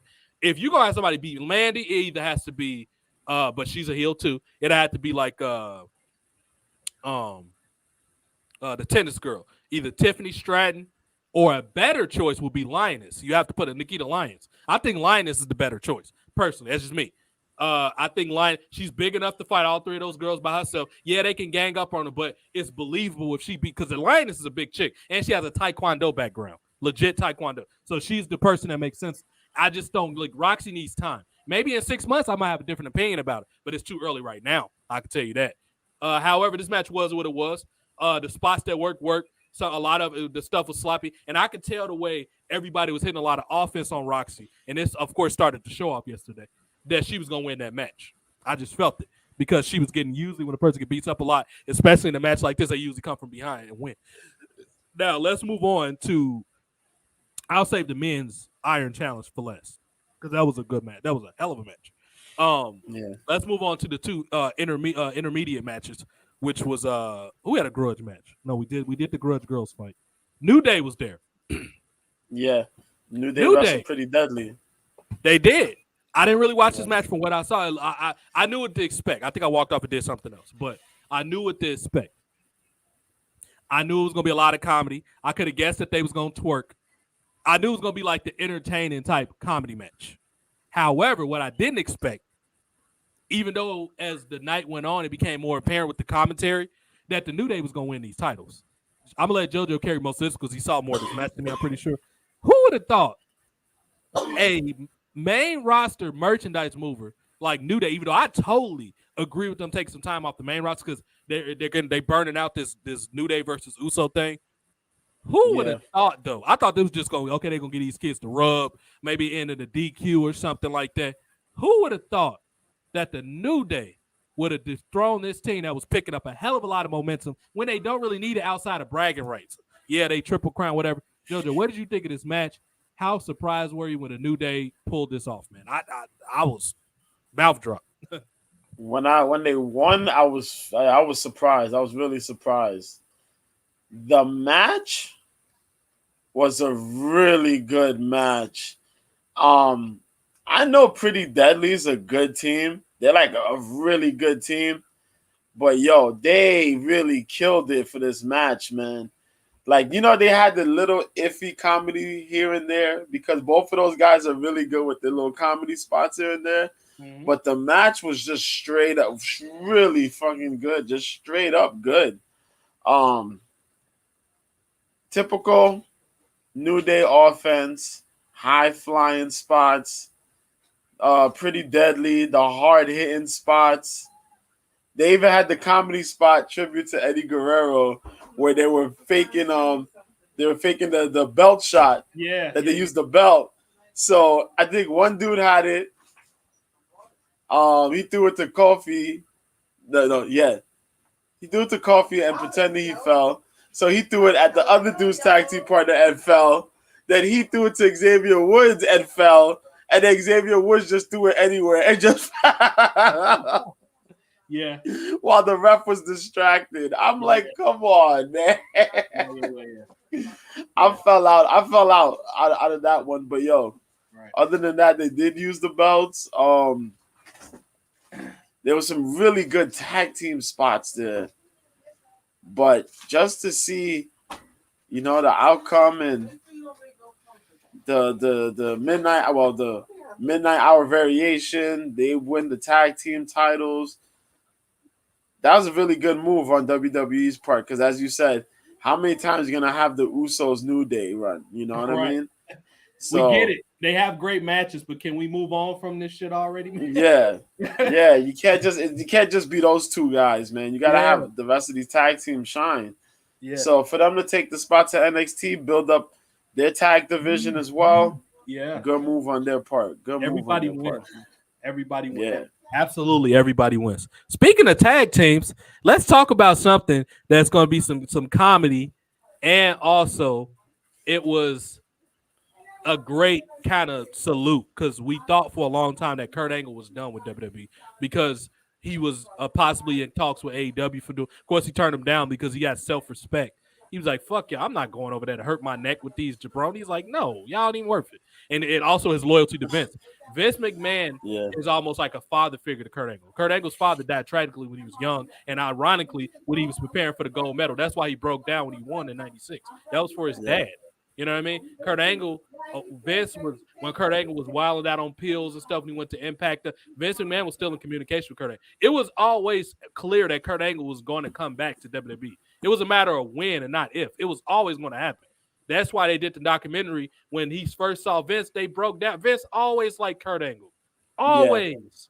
Yeah. So to have Kurt Angle come back on his birthday and do an homage with the milk spot was it. Only complaint I had about this, hopefully Kurt Angle was healthy because his arms lost so much definition. Did you see how small Kurt was, JoJo? His arm Yeah. lost so much muscle, man. I hope he's not sick. You know what I mean? That'd be tragic if Yeah, he's sick. he's Kurt been- Angle's not even 50 years old yet. No, he's Yeah, 50. he's fit. Yeah. He's fit, but he's just like super lean now. Yeah. Yeah. Like really lean. Yeah. Yeah. Yeah, and you know, when you have those neck injuries, they do happen to tend to deteriorate your muscle build, you Yeah, know, from yeah. time to time. Yeah. So Yeah. Yeah. Hopefully he yeah, gets but that he's together. yeah, that- but he was all right, man. He looked all right. He does look a lot more slimmer, a lot more done, but yeah. He seems to be He was in still good, Kurt good Angle, though. spirits. Yeah. He's still Kurt. And the perfect, we've been saying this for years. We've always said that he should come back as Chad Gable's matcher. And Chad Gable's really found his niche with this shoes thing. Chad Gable's figured it out. Obviously, he's a phenomenal wrestler. We know that. Chad Gable's one of the greatest wrestlers ever. We know that. Like real life and professional wrestling. He won a gold, the silver medal in the 2012 Olympics. But he's really found his niche with this shoosh thing, and he's figured out that you can get over and not wrestle all. When he wrestles, you know it's going to be amazing. But he figured out his mic work. They even had Otis. Otis showed glimpses of Otis in this segment when he had the fake towel. He was like, "Yeah." I even found a way to put a tie on Otis with no neck, and he snatched the tie out. This was fucking great. This man Otis came out with the leg jiggle thing he does. That was Otis. Yeah. And Otis is a great guy. Dozer is a good guy. I know Dozer. I've met him before. I met Dozer in India. He's a good guy because he wrestled for Rocky, my homie. What's his name? Mercury A now in Rocky Mountain Pro in Colorado. I know Dozer a little bit, but he's cool. We had a good conversation when I met him. But big football fan too. Bears fan, surprisingly. Dozer, where's Dozer from? Minnesota. He's Serb, but he's from Minnesota. This is a good segment. The milk, the homage, and holy hell, we thought this man was done. We thought this man had the R. Kelly, Vince McMahon treatment after all the sexual allegations. JoJo, fucking Gabe Stevenson was there. Who would have thought that Gabe Stevenson came out with Kurt Angle? You know, Gabe Stevenson popped up, man. Yeah, I was like, what? I was surprised by that. They put Gabe Stevenson showed up back on the TV there, and he did a little talking around there. Then he came out the end. He came out with the milk truck. I said, "Wow, look at this guy! Look at this guy, man!" So it looks like they're gonna be back on the Gabe Stevenson train. He's been showing progress, so we'll probably see him soon on TV. Who knows? Yeah, wrestling, not just backstage randomness, but wrestling. Yeah. As of right now, he's in the PC getting prepared, so maybe some good stuff. You know what, JoJo? Right now, if Gabe Stevenson, he will be a decent person to win a tournament, like an NXT tournament. Honestly, this might sound crazy. I probably would have entered him in that men's Iron Survivor yesterday. Even though I think the right person won, I think if he would have went to the limit and just barely lost, that would have started the crowd to get used to him as a babyface. He needs to be built up as a sympathetic babyface, and I think the guy that won his match would be the perfect villain for him to start off his feud with, and that's, of course, Grayson Waller. You talking about, first of all, I'm not a big fan of J.D. McDonough. He was all right when he was kind of like Finn Balor's mentor and all that type of stuff, underdog band. I don't like the way he's being used now. First of all, I don't like the name. That's a big part of it. And I think a sour taste got in my mouth when he was the first person to go against Breaker. I didn't like that. I didn't think that was a good spot. I don't dislike him. I just think he's been miscasted lately. And the name wasn't nothing wrong with Jordan Devlin. Get rid of this stupid-ass lawyer name that y'all got him. He's not going to be intimidating as a heel with the stupid name. J. McDonough, are you fucking kidding me? Like, that's a lawyer name or something, dude. He's not going to get over with no name like that. But anyway, him, and whoever this dude name is, what's his name? Axiom? I don't know, dude. But they worked their ass off yesterday. Them spot, dude. Did you see them forearms that they was hitting each other with? Oh man, those things are beautiful, man. Those things are beautiful, man. Beautiful. They want to prove that they were cruiserweights. Yeah. You know what I mean? Yeah, they was out there for real. Hey, Axiom, that's your boy, dog. That's your boy. A Kid, dog. A Kid. That's A Kid for real? That's A Kid. I did not know that. I thought that was like A Kid in the mask. Yeah, A Kid in the mask. A Kid can work. Axiom, he can work. I didn't know that was him. Big ups. I've always thought the A-Kid would have been the perfect like enhancement talent or whatever. But yeah, big ups to A-Kid. I like, good. Yeah. I know them dudes beat the shit out of each other. Joe Gacy came out there and proved that he was gonna be undenied. He was a good man going out there doing fucking dive out the ring. He doing tope suicidas and all type of shit out there. Planchas and all we missed. You know who would have been a perfect person to do commentary on that match? The Thriller in Manila, JoJo. Mauro Ranallo. It's in Fuego and San Diego. That's the only person he was missing. Yo, can you imagine him and Booker T on commentary together? Oh my God, dude. Booker T, hold on, Booker T. Yo, tell me to hold on, dog. Did you see Booker T's face when what's his name told him something about get up, bitch? When Grayson Waller, did you, bro? I swear I thought Booker T was gonna grab that man like he cried. I thought so too. His whole tone of voice changed. Man said, "You didn't just say that. You didn't just say that. Tell me you didn't just say that." Do you know what that reminded me of, son?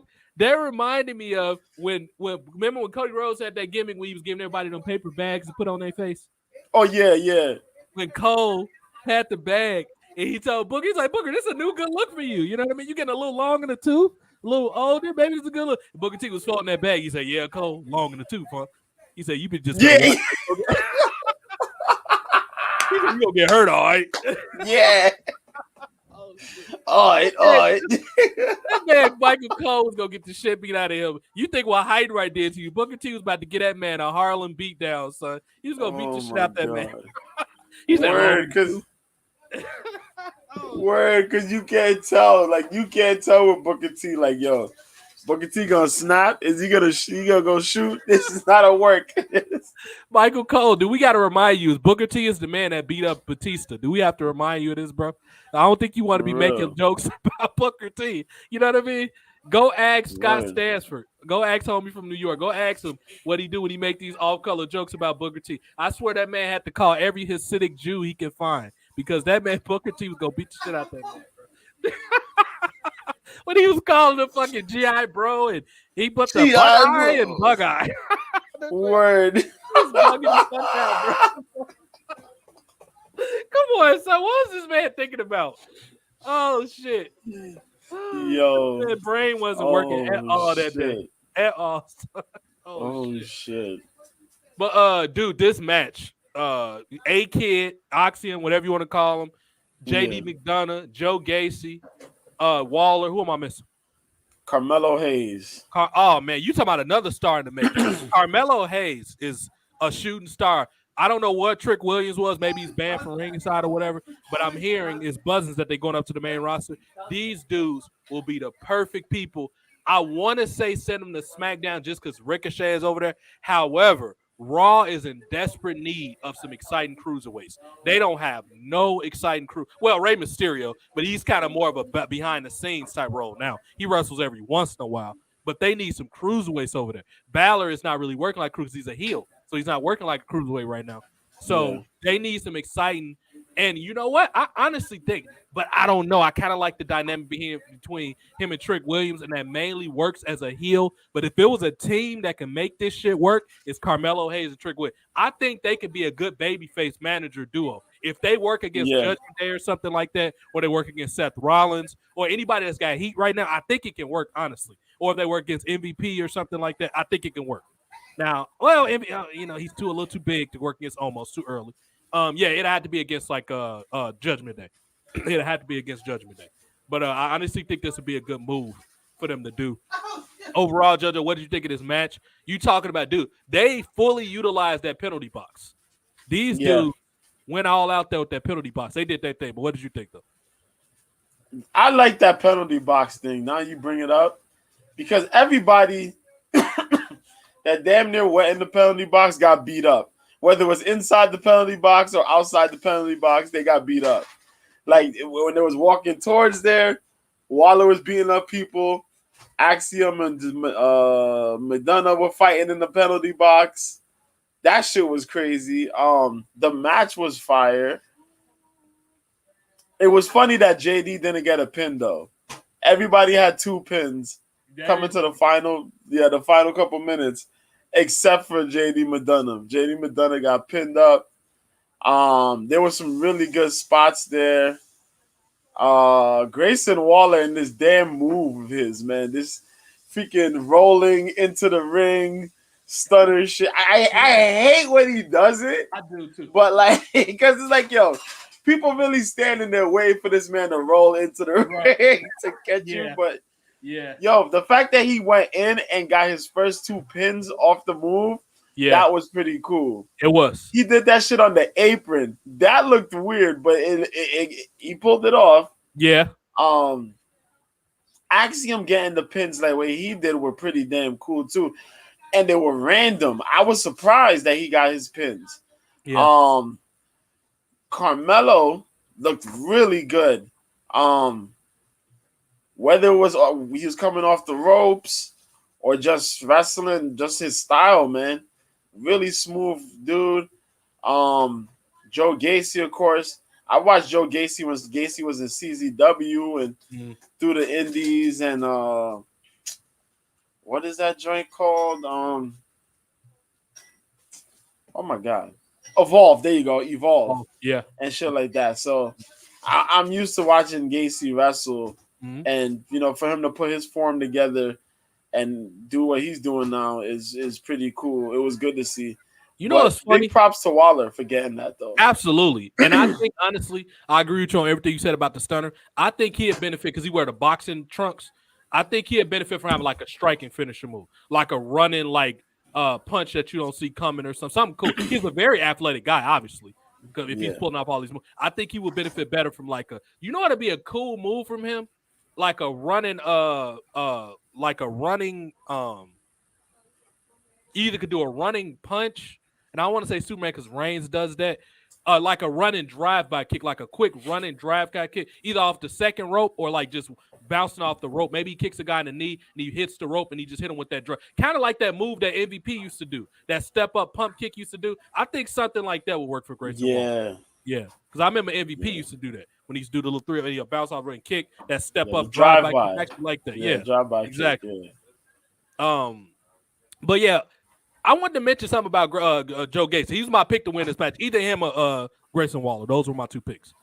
But I just noticed, JoJo, that he vaguely looks like John Wayne Gacy, and maybe that's what they was going for. It took me forever to notice that, but he looks like that dude. Yeah, that's probably what. Because I remember how just flabbergasted you were when you was like, and I'm pretty sure because you have a vivid memory just like me. I'm sure you remember when I'm about to say this. When you first saw, because I didn't know who Joe Gacy was until NXT 2.0. I didn't know much about him. I didn't know anything about him. And you was like, what are they doing to this man, Joe Gacy? I remember vividly when you said that. And you were like, because you didn't know if the thing was going to work when he had the prison outfit or whatever it was. Yeah, I didn't know when he was like the whole weird cult leader type thing. Yo, I was like, nah. I was like, this is crazy. What are they doing to this guy? Because they gave him the whole haircut. Yeah. He had to cut his hair and style it up now. And I wasn't sure about it, man. But it grew. It grew over time. It grew. Yeah. So I can't hate on it. I leave it alone, man. Overall, what do you think? I think what's the name made a statement tonight. Even though I would have preferred Joe Gacy, he's worked with Breaker before. But I mean, maybe it's time for Joe Gacy to get called up to the main roster. I'm okay with that. Put him on Raw because Bray Wyatt's on SmackDown because they got similar characters. But I think it's time for a call up. He's done what he could do. I would prefer him to get a world title shot, but it's probably not going to happen. I'm okay with him not leaving as is. Yeah, gimmick intact. Don't take his pieces away. As is. Send him the way he is. I'm sick of y'all sending up these acts without their people. Fucking Elektra Lopez. And why is Indy Hartwell, especially considering she lost last night, why the fuck is she not with Dexter Lumis? They were a pair. They should have went to her thing is she plays off him well. That's what Indy should be doing. And not only that, you have a ready-made feud to get prepared for WrestleMania. Miz and his wife against them. Why is it so hard for y'all to do? Duh. Miz has a wife. That's Indy Hartwell's right there. Make it a fucking tag team match. Yeah. What are y'all thinking about? Yeah, anyway, do that. It speaks for itself. Yeah. This match was good. Grayson Waller, I think, showed up and performed in every way possible. even the post-match attack on Breaker. We'll get to Breaker's match in a minute. What do you think, JoJo? I think he showed it. It was, it was a toss-up between him and Gage, but I think ultimately he was a better choice. What do you think? Yeah, it was either Waller or Gracie. I wouldn't mind seeing Waller get, Waller's been carrying the heel role pretty damn well. His ring work in the match was really good. His ring work in general has been pretty good. Yeah. What he did after, as you said, was pretty good. But what cracked me up was he got the third pin, and this man went into full Miz mode. This man was skedaddling in, out, and all about the ring, trying not to get pinned. Yeah. And that was the funniest thing I've seen. Yes. And I'm like, yo, he's really going to get away with this. He's really going to get away with this. And he won. Remember that? And you can see all the disappointment. Like, everybody played their faces well. I was like, oh, my God. Do you remember when he went behind and pulled Booker T? And I'm looking like, bro, you already got one strike by calling Booker T that name. Now this man he spit Booker T off. He spit Booker T. Yeah, he spit around. I'm sorry, go ahead. He spit Booker T around. I was fucking crying when he did that. Oh, Booker's just looking at him like, hey, you gotta give it to this man, Vic Joseph. He be trying not to like get out character with Booker T just be doing random ass bullshit. Yeah. Man, Vic Joseph out there dressed like fucking James Dean and shit. I don't know what him and Mackenzie Mitchell was going for. Mackenzie Mitchell's boss. Oh my God, you talking about another Mandy Rose if I ever seen one. That woman is sexy, but she had the weird ass 1700s dinner dress. I don't know what she was going for yesterday. I guess she thought she was Beyonce or some shit, but Big Joseph, man. I don't know why this man had the James Dean outfit on. Son. Yo, Booker T on commentary was funny yesterday. It was between him and the Grayson Waller interaction. And when Roxanne Perez won, and he was there crying. Yes.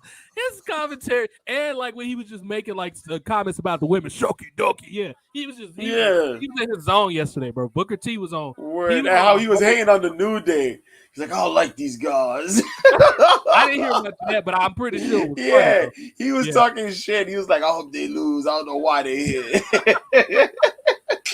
Booker T, you know what? I'm just gonna call a spade a spade. Booker T is old school. He from the South. He ain't with all these sus characters. You notice anybody that's kind of sus, with the exception of Jason Jordan. I don't know why this man disliked Jason Jordan, but with the exception of Jason Jordan, anybody that got a sus character, Booker T don't fuck with them, bro. He didn't like Quincy Elliott. He probably don't like what's his other group?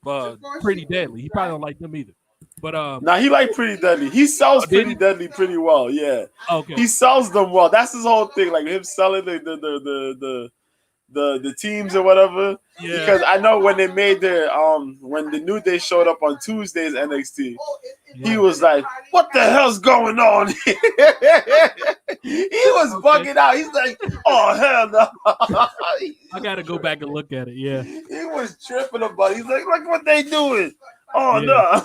Like, yeah. You know what? I'm not gonna lie, JoJo. Going into around this time, it's been a tough time for me enjoying wrestling. However, I will say this: the last, I would say, about 8 weeks of wrestling makes me optimistic that wrestling it could turn around. Because from NXT to the changes that they're making on the main roster, like changing characters back to roles that they should be in. LA Knight's finally being used decent. They're starting to cast people the way they're supposed to. Yeah. I'm a bit optimistic. However, I won't be fully comfortable until after the Royal Rumble, and it's for the simple fact that if Cody Rhodes come back and win that match, that is a huge step backwards. Cody Rhodes can make the WrestleMania card by winning the #1 contenders match. And everybody that's saying, why does The Rock need to win? I'm not saying The Rock needs to win, but why squander and mess up all this build with the bloodline and all that just to have some irrational person come back and win? And it's not even – they could have put, let's say, they wanted Randy Orton to come back and win. That don't make sense either. It ain't about that it's Cody Rhodes. It's just this match is tailor-made for a Samoan or The Rock to win. It's just that simple. You know? It's the gold mine match, man. It's the gold mine match. If you're gonna make cash, make cash at this opportune time where your megastar is willing to come back to do what he does best. Yeah. Against the guy that you have practically built up. Yeah. And is in the role that he was meant to be in. Like, yo, Absolutely. He's finally here. Absolutely. You know what I mean? Like, everybody wanted him as a heel. He is the heel right now. Yeah. And you have The Rock. Right. And they're practically family. They are family. Yeah. In the storyline. Yeah. I don't care whoever else you want to put in, that's cool. Okay. But this match has to happen. Absolutely. And it has to happen at WrestleMania. Absolutely. Yeah. And we have what y'all got to keep in mind is we have a full 12-month calendar year. Cody Rhodes can work with Roman Reigns any other time of the year. If that's what y'all want. Why does it happen at WrestleMania? That's what y'all don't understand. This is a 2.5 year build. That's like if two major characters on a TV show. I'm rewatching The Sons of Anarchy. I don't know if everybody watched it. That's a fucking great show. I'm rewatching The Sons of Anarchy. That's like the beef with the main beef on the show is between Jax, who's the VP, and his father-in-law, who's done weird shit to his dad, that's compromised their biker club, Clay. The main beef is between them two. That's like they had some random ass character come in and kill Clay when the kill was designed for Jax. That makes no fucking sense.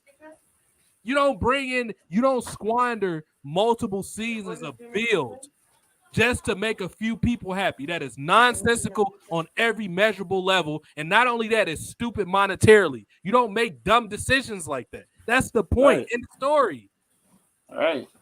You know what I mean? That's no, you just don't do that. And this is why Brie Larson got so much heat as Captain Marvel, because she came in and whooped every guy that's supposed to be stronger than her with no explanation. That's why people's pissed. It has nothing to do with her being a woman. It's about how you handle it. That's simply what it was. Anyway, nobody needs to win this match other than The Rock. Just that simple. Unless it's going to be one of the Usos. Other than that, no. Why? You can, and Karrion Kross, maybe my pick if they're going to have the Elimination Chamber. I don't know if they're going to have it this year because I know they've been talking about doing away with some of the gimmick matches. My pick is Karrion Kross better win that Elimination Chamber. If it's anybody else, it's a waste of time. Yeah. If it's anybody, it's a waste. I'm trying to think. McIntyre had his spot. Randy Orton's hurt.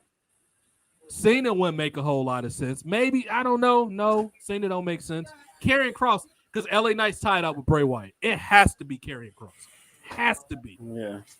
He has to win that Elimination Chamber and fight Roman Reigns on night 1 or 2. Night 1. Night 2 has to be The Rock and Roman Reigns. It's no other way around. No other way. Roman Reigns lose both titles. They make a concerted effort. Bloodline interferes.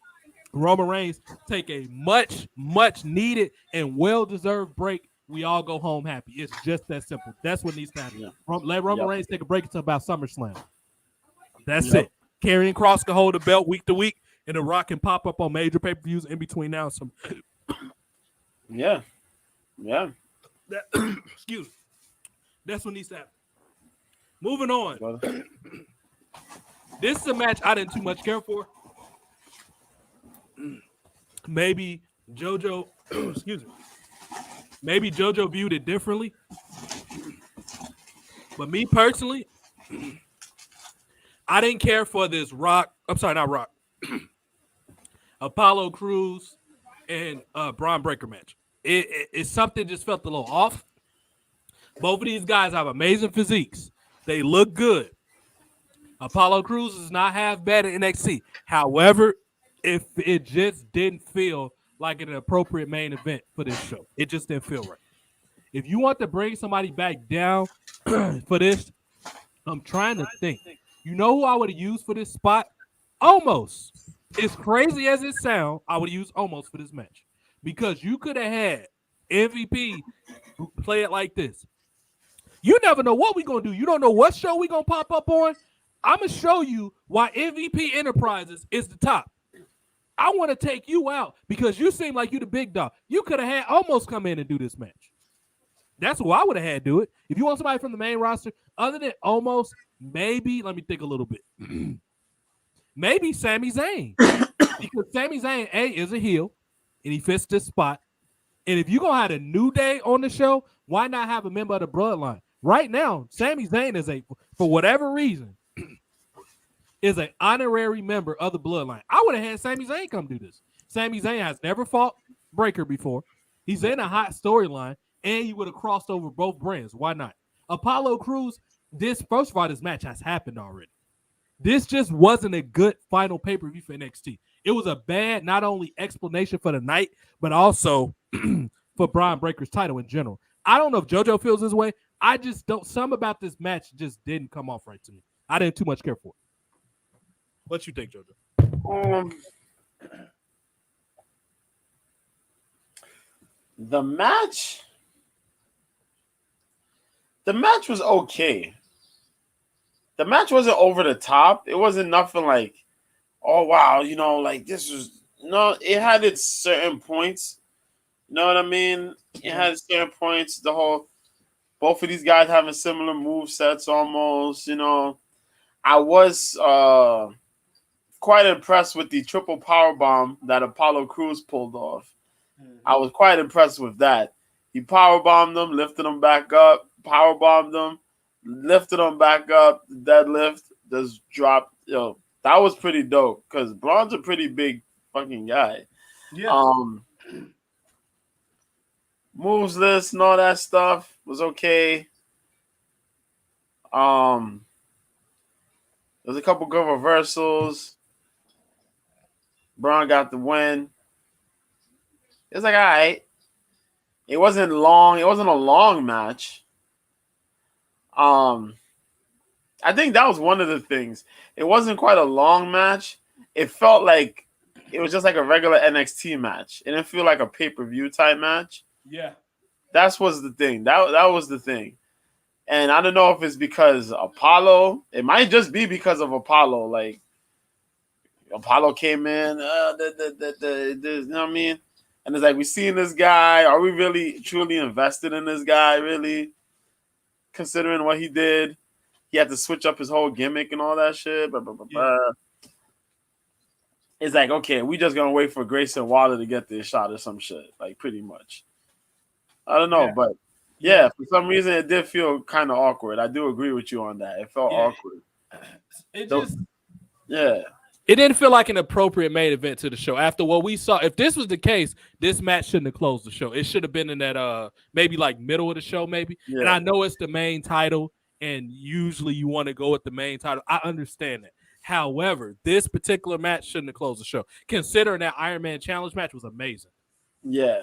And I know maybe their final decision was we need Grayson Waller to attack him at the end. That's probably what they were going for. Yeah. So I give them that for as a means to an end. I understand why they had to end that way.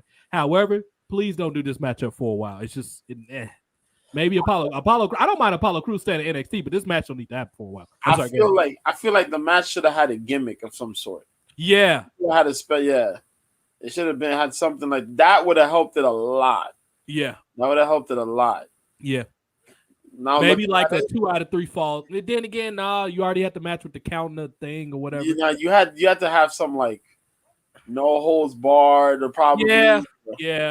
Or like or like a last man standing, something like that. It needed one of those, Yeah, it ended flat because it was just it was forgettable. You know what I mean? Yeah. And Mandy didn't wrestle tonight. That was a bit of we didn't see Toxic Attraction at all. Me personally, I think that maybe, or I just didn't see the part they was on. I think that was a mistake that they didn't have Toxic Attraction there. I'm not saying they had to be in a match, but they should have popped up at some point. They were backstage. Backstage. Mandy wasn't there, but they did cut like a little quick promo for Mandy. Okay. Was it like a promo? It was sounding like a promo. Yeah, it was a promo. They did come on for Mandy about her run from being this regular blonde to coming to NXT and winning the title. Yeah. And then Dolan and Jane were backstage. They attacked Ivy Nile and Tatum Paxley. Okay. Yeah. So I guess they're gonna line those two up for a tag match. You know, whoever wins gonna be next in line to face Katana Chance and Kaden Carter. Yeah. Interesting. Okay. Yeah. They'll fight Nofe and this dude Malik Blade backstage with Odyssey Jones, because Odyssey's gonna wrestle. Chase you. Yeah, he's gonna wrestle the guy I hate, Von Wagner. He's gonna wrestle that might Von be all Wagner right. Tuesday. Yeah, son, you gotta. Come on, son, you gotta give him a chance. You gotta give this man a chance, son. You know what? I'm gonna give him a little more chance. I'm gonna give him a little bit of chance before. And you know me, I generally like if you the shits, I'll say you are. But you know what? With Von Wagner, yeah, he got signed for being Matt Bloom's son. I understand that. Yeah, that's why he got signed. But he needs a care. Like I do. I just like it that it's a big dude on the show because look at that. For example, JoJo, the Iron Challenge men's. It was nothing but cruiserweights in that match. How does that happen? Yeah. Like, come on, like y'all, it's all cruiserweights. Like y'all didn't bother to put one big dude in there. First of all, Andre Chase has a lot of momentum. Why was he not in that match? Why was Odyssey Jones not in that match? He has just as much argument as anybody to be in that match. Why? It's so many people you could have. Big dude Von Wagner could have been in that match. It is no way that was not a heavyweight in that match. That really bothers me that it wasn't a heavyweight in that match. Nothing against Oxium, but like they could have put a big dude in his spot. You know what I mean? Like, come on. Yeah, they could have. It's just I don't know. They make weird decisions sometimes, but get it together with Breaker. I'm okay with Apollo being in this spot, but not in the spot. Him being back in NXT, but that spot, no. Overall, Deadline's a huge step in the right direction. That was a good final pay-per-view for NXT. I enjoyed it better than Survivor. I didn't give a fuck about Survivor Series. I'm not gonna lie to you. I just did it. I didn't care about it because I don't care about you slapping matches together in a month. That bothers me. Matches like Survivor Series, because I remember when Survivor Series was good back in the 80s, when it was legitimate, like you had the mid-card Survivor Series matches would be good. Bro, fucking Honky Tonk Team against Brutus the Barber Beefcake will be fucking if you know why? Because they build it up where you can believe that Brutus can actually be Honky Tonk Man. That's why. He scared him off with the Clippers or something. It was a logical reason why this match was happening. Now it's just they throw shit together. No matter how do you have, if you're supposed to be developing talent, how does it help you that you bring people back at the last minute or it's haphazard? That's not even logical thinking. You're supposed to try to help get your talent in the best position that you could possibly put them in where they can make money. You just throwing something slapdash together is counterproductive. You shouldn't be doing it. Just that simple. That's why it's hard for me to ever to get in. And do you remember that year that they had Bragging Rights and Survivor Series back to back when they basically have similar concepts? I don't know what type of dope Vince McMahon was doing around that time, JoJo, but I know it was crazy. They had matches with similar themes, JoJo, and back to back. You know what I mean? Like, come on, like. Y'all got to get this together. All I ask y'all to do is try WWE. That's all please just try. That's all I ask y'all to do. Is that too much to ask for? It's some things we need to get into, JoJo. That's newsworthy stuff. With we already talked about what's this guy name? Dexter Lumis and Indy Hartwell coming together. That needs to happen. I love the JBL thing with the poker. That was hilarious. We have a chance to talk about that, but it was great. I enjoyed it, especially with him and Miz. I like that, and I tweeted about this. Him and Miz, JoJo, that came off as like a passing of the torch for JBL and Miz. You know the type of history they got with the eating the chicken over the bag and all that type of stuff. Yeah. Miz he had to change in the locker. They threw his bags in the hallway. He had to change in the public bathroom and all this bullshit. So it's almost like it was a passing of the torch. That JBL was like, okay, I'll finally accept you, Miz. And it was hilarious. He was calling out the fake Rolex and all that type of stuff. yeah. Dexter Lumis came in, son. He dumped the cash on the table that he got from Miz. And JBL was like, why do you got a purse? Oh, shit. And then JBL burying the fuck out of this was the highlight. He buried the shit out of Johnny Gargano when he was like, what the two of you want? I mean, 1.5 of you want. Yeah. Gargano don't deserve the respect that he gets. But what did you think of the JBL poker thing and where this goes for Corbin? And what do you think of this, son? That was funny. I found that to be funny. In typical JBL fashion, he just knows how to sell himself and just go all out. Like, you know what I mean? Just sell his character so well. You know what I mean? So, yeah, the way he shat on Miz was funny. He shat on Gargano was funny. how he was looking when this dude was winning the game was funny. Like, yo, Baron Corbin being upset that he lost.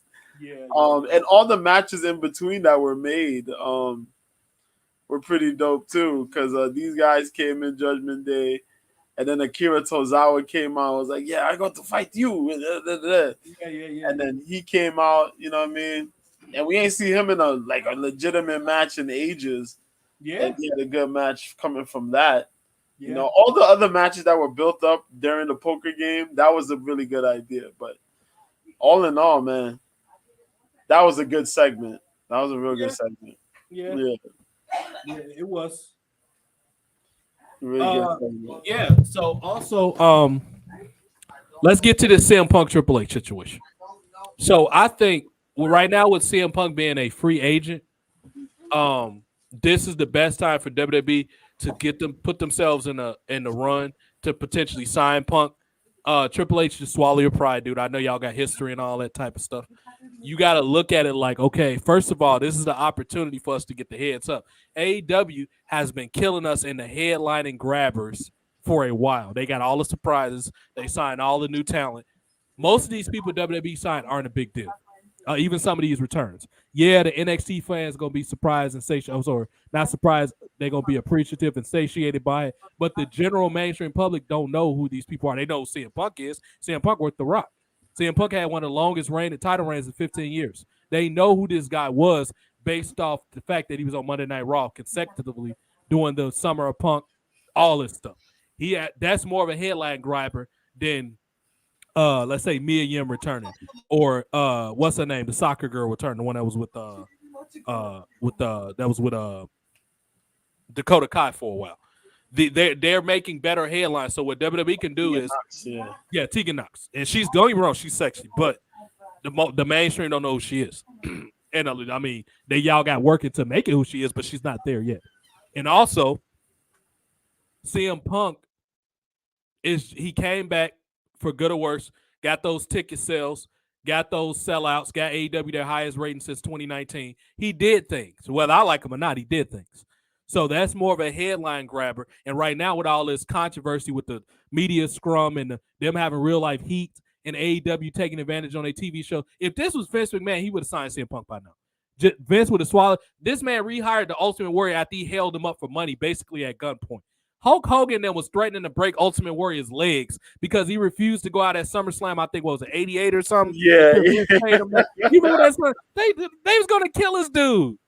Vince brought him back after he held him up for money like 2 or 3 different times. Yeah. He brought back goddamn Bruno Sammartino, who slandered his company for years, even though Bruno was partially right. But still, if Vince can mend fences with these people, why can't Vince bring back CM Punk, who just quit on him, basically? He didn't do nothing but quit. He didn't do nothing crazy to him. He didn't sleep with Stephanie or nothing like that. So I think it's time that y'all capitalize, because AEW, honestly, is just making y'all look like they bitch right now.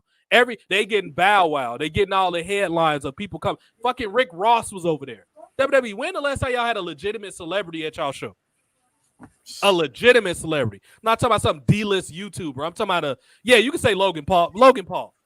But they're kicking out, they getting Bow Wow and all these music acts. And fucking Kevin Gates was there over the summer. They kicking out ass with headlines right now. This is embarrassing right now. Y'all need to, this is not even let's think about it. No, y'all need to get CM Punk. And the biggest surprise, honestly, would be for him to show up in the Royal Rumble. Almost 10 years after he quit WWE, he comes out in the Royal Rumble. Do you know what that'll do for y'all company?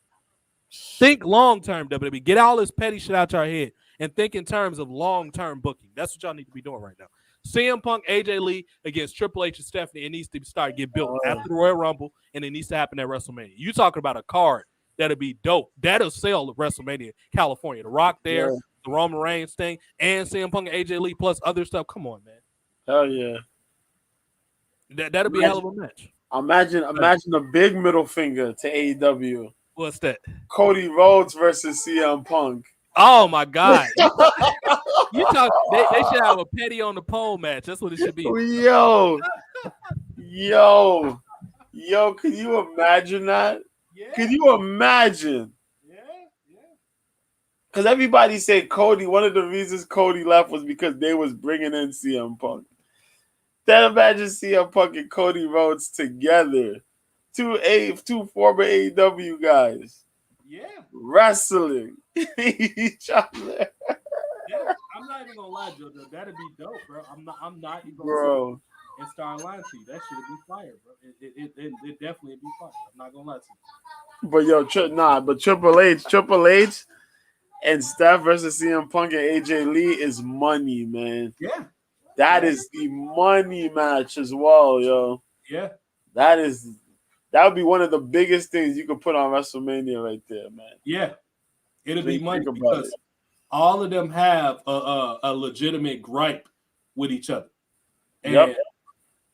yeah, they have a legitimate gripe with each other. And it's a lot of money that you can make off a match like that. You know what I mean? You can, it's a lot of money you can make off a match like that. And it's now or never. This is a time that people simply just been waiting for this match to happen. It has to happen. It's no other way around this match happen. It has to happen. Yeah. That match needs to happen. And at this time, we're gonna pass over to JoJo because I think I've covered pretty much all the main news. I don't think it's nothing. SmackDown was what it was. I don't think nothing really noteworthy happened on SmackDown, did it, JoJo? Nothing I can think of. Not really. It was nothing much really. Yeah. Nothing much I remember, no. Yeah. Any NFL teams doing good right now? I know that Russell Wilson tried to play good today. He tried to play good against Kansas City. Okay. Kansas City beat them because Wilson's been looking horrible. But yeah, Kansas City managed to beat them. Who else? Well, out of the teams that have been really looking good, Buffalo's getting himself back on track. Who is it? The Giants have been playing really damn well. Really good football. As you mentioned Kansas City. Tom Brady's still around doing his thing. I ain't gonna lie. It's been kind of awkward though. But I think today they got whooped. They was playing San Francisco. And San Francisco, that's a bad matchup considering how the Buccaneers have been looking defensively. Nah, man. Tom Brady's games are on and off, receivers aren't quite locked up somewhat. But defensively, man, they played San Fran. And I know they got Christian McCaffrey in San Francisco. And that run game has just been off the charts, man. Yeah. So, the Cowboys have been killing it. Mm-hmm. Big props to the Cowboys. Mm-hmm. They've been on a roll. The Eagles have been on a roll as well, for sure. Mm-hmm. The Ravens have been kind of on and off. I'm surprised the Lions beat the Vikings today. Mm-hmm. That was surprising. That's surprising because the Lions are not really that well, but and the Rams got by on the Raiders. Yeah. That was a really good game, man. That was during this week. Was it the Thursday game? Yeah, it was a Thursday game. Because these dudes were losing. They were losing by 2 touchdowns. Mm-hmm. And then this dude came off the bench. Who was it? Because they just got him. Because Stafford's injured. Baker Mayfield. There you go. They signed Baker Mayfield. And Mayfield coming off the fucking bench scores 2 touchdowns and beats the damn the Raiders. So that's shocking. That was shocking as hell. But yeah, man, I'm looking for this season's been pretty good. Yeah. Eagles kicking ass, bro. I'm a Steelers fan, and my Steelers are doing good, man. We need we've been okay. We've been okay, but we need like the strong QB, man. Because everybody else is working a game. We got good receivers. Najee Harris is running the ball pretty damn good, but receivers, man, receiver end and the quarterback problems we got, man. But we'll see. Especially after a couple of rough seasons for y'all, man. Y'all had a couple of rough seasons. Yeah, man.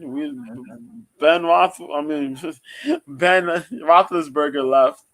You know, Yeah. and it's just been rocky, man. Even when Ben was there, Ben was trying to give us his all, but Yeah. yeah. Is Mike Tomlin still there? Yeah, Tomlin's still there. Okay. Tomlin's still there. Gotcha. Yeah. You know, they asking for people been wanting to get Tomlin fired for the longest, man. But why? They say he's the problems to why they're not doing good, but that's not Tomlin's fault. I don't think that's Tomlin's fault. I think that's management, man. That's management. You got to get the right guys lined up in here, man. Yeah. That's the thing. You know, Deshaun Watson's playing again now. Really? Yeah, he's back. Good. He's on the Browns. So he played his first game last week. Mm-hmm. Second game he played today. Yeah, he played against the Bengals. The Bengals won. But Nice. He's back on the field though. Nice. Deshaun, is now a Cleveland Brown. But, Let's talk about how them Eagles playing some ball, bro. 12-1. Them Eagles balling, man. Eagles are playing some shutout defense, man. It's some that boy Geno Smith, he ain't do shit for the damn Jets, but him getting the experience, him now playing on the Eagles. Oh man, no, my fault. That's the Seahawks. He's been doing good for the Seahawks. Geno Smith has. Jalen Hurts, is it Jalen Hurts? Yeah, Jalen Hurts is playing for the Eagles. My fault. Jalen Hurts has been killing it. For the Eagles. That man is mobile. He's a mobile quarterback, fast as hell. That boy can run, but he could throw, boy. Woo! That guy got a cannon for an arm, man. Yeah. And the Eagles defense has been locked in now, yo. They probably got themselves. They got to run, man. They definitely got to run. We see that bum right there. That bum Russell Wilson. Jesus Christ, bro. Don't get me started. He robbed Denver, man. $245 million to be playing this type of football. Jesus, he's making that type of money. Yes, 245, man. What is it? 245. How much? How many years? I forgot how many years he's playing on there for. I can check. When he was living alone. 245 million, man. That shit is crazy. And when people say who's the worst quarterback this season, I don't care what anybody says. Russell Wilson gotta be it because you're giving him 245 million. You know how many people you can get for 245? 7 years. 7 years. 7 years? Yeah, 7 years. 7 years too. Yeah, that's it. Yeah. It's actually went up. It's 296 now. 296 million. They gave him an extra 50 million on top. That's crazy. And he's 40? Oh, hell no. No, that's a bad decision right there. No, he's not 40. He's 34. 34. But still, that's wild, man. Yeah, that's wild. Yeah. 245 million, bro. That's too much money, bro. And you still got to work on certain things in Denver, man. Yeah. Because they've been having some rough seasons. Now, they're in a tough conference. When you're in a conference with what's our boy name? From Kansas City. On Mahomes and them? Yeah, when you're in a division with Patrick Mahomes, you're going to have some trouble anyway. Yeah, because this man, he makes $42 million a year over 7 years. $42 million. That's crazy. $42 million. The things I do with $42 million. Exactly. But But what's causing all this in the world of UFC, man? What's you got going on? MMA in general? How many you say? What are you talking about? MMA in general, you said? Well, over the weekend we had two cards. We had the Bellator card that was on Friday, and then we had the UFC 282, the pay-per-view on Saturday. The Bellator card was all right. It was actually, it was good. It was good for the most part. But Jesus Christ, man, them judges were showing no love to the wrestlers on the damn Bellator card. on Friday. Anybody that comes from a wrestling background was getting shat on, man. Like if it went to a decision, yeah, you was getting shat on because, bruh, like wrestlers did not look good except for my dude Dalton Roster. And yeah, it was the Stotts, the main event. Yeah, man. Like all these dudes on the prelim were losing fights. Like they didn't give a shit about your wrestling control, and he lost by TKO. Chris Curtis fought Joaquin Buckley. Buckley had that highlight reels, the highlight reel knockouts in the UFC. I don't know if you ever seen. Well, I think you've seen it. The one where the dude he kicked the dude caught the kick, and then he flipped around. He hit the spin kick on him. Yeah. That shit. That guy, he got knocked out on Saturday. He got knocked out by Chris Curtis. That one was pretty dope because Curtis was just trying to get the read on him. Buckley was winging a lot of crazy ass hooks. He was moving in quick, but he wasn't throwing straight shots. He kept on throwing these stupid hooks, so it left him open. And Curtis found his punch, put him down with a left. Yeah, put him down with a left. Was it a straight? Yeah, it was a straight left. And then hit him with ground and pound and knocked him out. So that was dope. My boy Edmund Shabazian, who was buddy with Ronda Rousey. Mm-hmm. Ronda Rousey is managing him low key. Wow. He came back and he got a TKO win against Dalcha Lungiambula from the district, the Congo, I think it is. Yeah, is he from? Yeah. That was a good fight. My dude Jairzinho Rosenstrike, who's out of Suriname, right next to Guyana. Mm-hmm. He fought Chris Dawkins. He beat Dawkins in 23 seconds. He dropped this guy with a jab and then just ran up to him and just threw bombs. This was the co-main event that you're showing right here. And they gave Patty, but that was the controversial fight because Patty should have lost the fight yesterday. Patty should have lost. The fight was a close fight somewhat, but a lot of people felt that Jared Gordon did more than enough to beat Patty Pimblett, and it did look that way, but they gave it to Patty. That's a robbery. That was a robbery. But Raul Rosas made his debut. Raul Rosas is the dude who got signed from the Contender Series. The kid just turned 18 years old, and he was getting his first his first UFC fight, and absolutely demolishes his opponent, Jay Perrin, with a first-round submission win. This dude just wrestled him, got the jiu-jitsu going, submission rear naked choke, bro. That shit was crazy. Ilya Topuria beat Bryce Mitchell. Topuria is nasty. Beat that dude up and then submitted him. Drico Duplessis beat Darren Till. Darren Till was the guy who challenged Tyron Woodley for the welterweight title at one point. Mm-hmm. Darren Till was coming back from injury, like a layoff and he's coming back from a layoff. Before that, slight injuries. And he lost his fight in the third round to Dricus. Dricus beat him by submission. And unfortunately, it seems that Darren Till has re-injured himself again. So poor Darren Till is now 1-5 in his last 6 fights. So you've only won 1 fight and lost 5 fights. That's bad. In your last 6. Yeah. That shit is bad. Yeah. Santiago Ponzinibbio won against Alex Morono. As you just seen the highlight, Patty Pimblett beat Jared Gordon. But it was a very it was a close. People saying it's a close fight.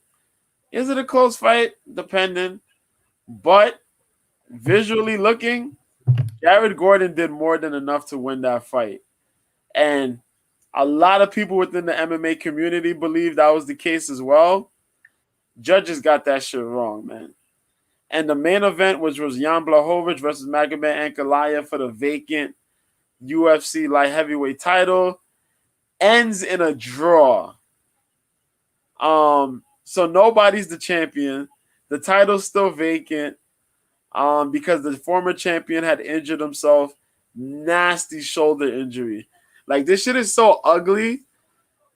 If you look at the way his shoulder is, this man literally has a hole in his shoulder. What? Like the ligaments are so torn. Like the ligaments are so torn in the bone. From the bone, there's a hole. What? Yo, this shit is ugly. It's probably one of the worst. They say it's the worst shoulder injury they've ever seen happen to somebody in mixed martial arts. Wow. So this dude's gonna be out for like about a year. Jesus. It's bad. It sounds crazy. Yeah. So now this title's been vacated. So now they're gonna have another light heavyweight title fight. They're gonna have another light heavyweight fight, and that's gonna be for the light heavyweight title now. Yo, I swear to God, like ever since John Jones left the division, it's been a mess. That division's been a mess with champions. It's been a fucking mess. Like nobody's managed to have the title for at least more than one title defense, almost. Right. Yeah, it's been that way. It's been ugly like that. Yeah. You successfully have the title one time, and then that's it. You're gonna lose in your next fight. That's how it's been. But that sounds crazy, man. Yeah, they need to get that together, bro. Like your company flourish when you have stars. You have to have an endless inflow of stars. You know what I mean? Like you can't be having these divisions drop down. Now people got to either gain weight or lose weight. It compromises your fighter's health. Like it's not smart. Like you have to figure out a healthy balance to get this division back on track. Yeah, man, you gotta get some new. Yeah, you gotta get some new blood, and it's cool because this next light heavyweight title fight, Jamal Hill, who's a young cat, he's in his 20s, mid-20s or his late 20s. Wow. That motherfucker's been on fire. Yeah, he's on fire. He looks like a little bit lighter compared to some of the heavier light heavyweights, but that boy could crack. Whoo, the KOs that man throw, some of them things, boy, like, yo, where this guy come from? He's mad respectful, but when he gets in the cage, people going to sleep. You gonna get beat up. You gonna he sound like Ngannou. Ngannou's a respectful guy, but man, when he gets all professional in them fights, when that bell ring is over with, bro. Yeah. And people talking about Ngannou too because the negotiations have been kind of iffy with him and the UFC. Yeah, but that's the big thing as well because there hasn't been much negotiating that we've heard since his last fight. I guess they're waiting to see, when he's 100% what's gonna happen. But they may be trying to play hardball with him, but we'll see what happens. We'll see from there. But it's not a wise decision to play hardball with him. Like I don't understand. What do y'all gain not having the greatest fighter in y'all organization? It makes no sense to me, man. I don't get some of the decisions they make sometimes. Yeah, and it looks like they're trying to fast track some of these guys to be next in line to win the title, or to be given the title if Ngannou decides like, yo, I'm out of here. Yeah, because they fast tracking this one Russian guy by the name of we talked about him last week, Sergey Pavlovich. Yeah. He's like, was it 18 or 19-1? Okay. Yeah. And he's big cat, big dude, nasty power, fast as hell. So they fast tracking him. They kind of fast track Tuivasa.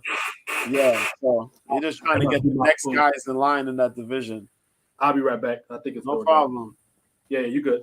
Yeah. So it's just been a weird series of events going on in the UFC right now, man.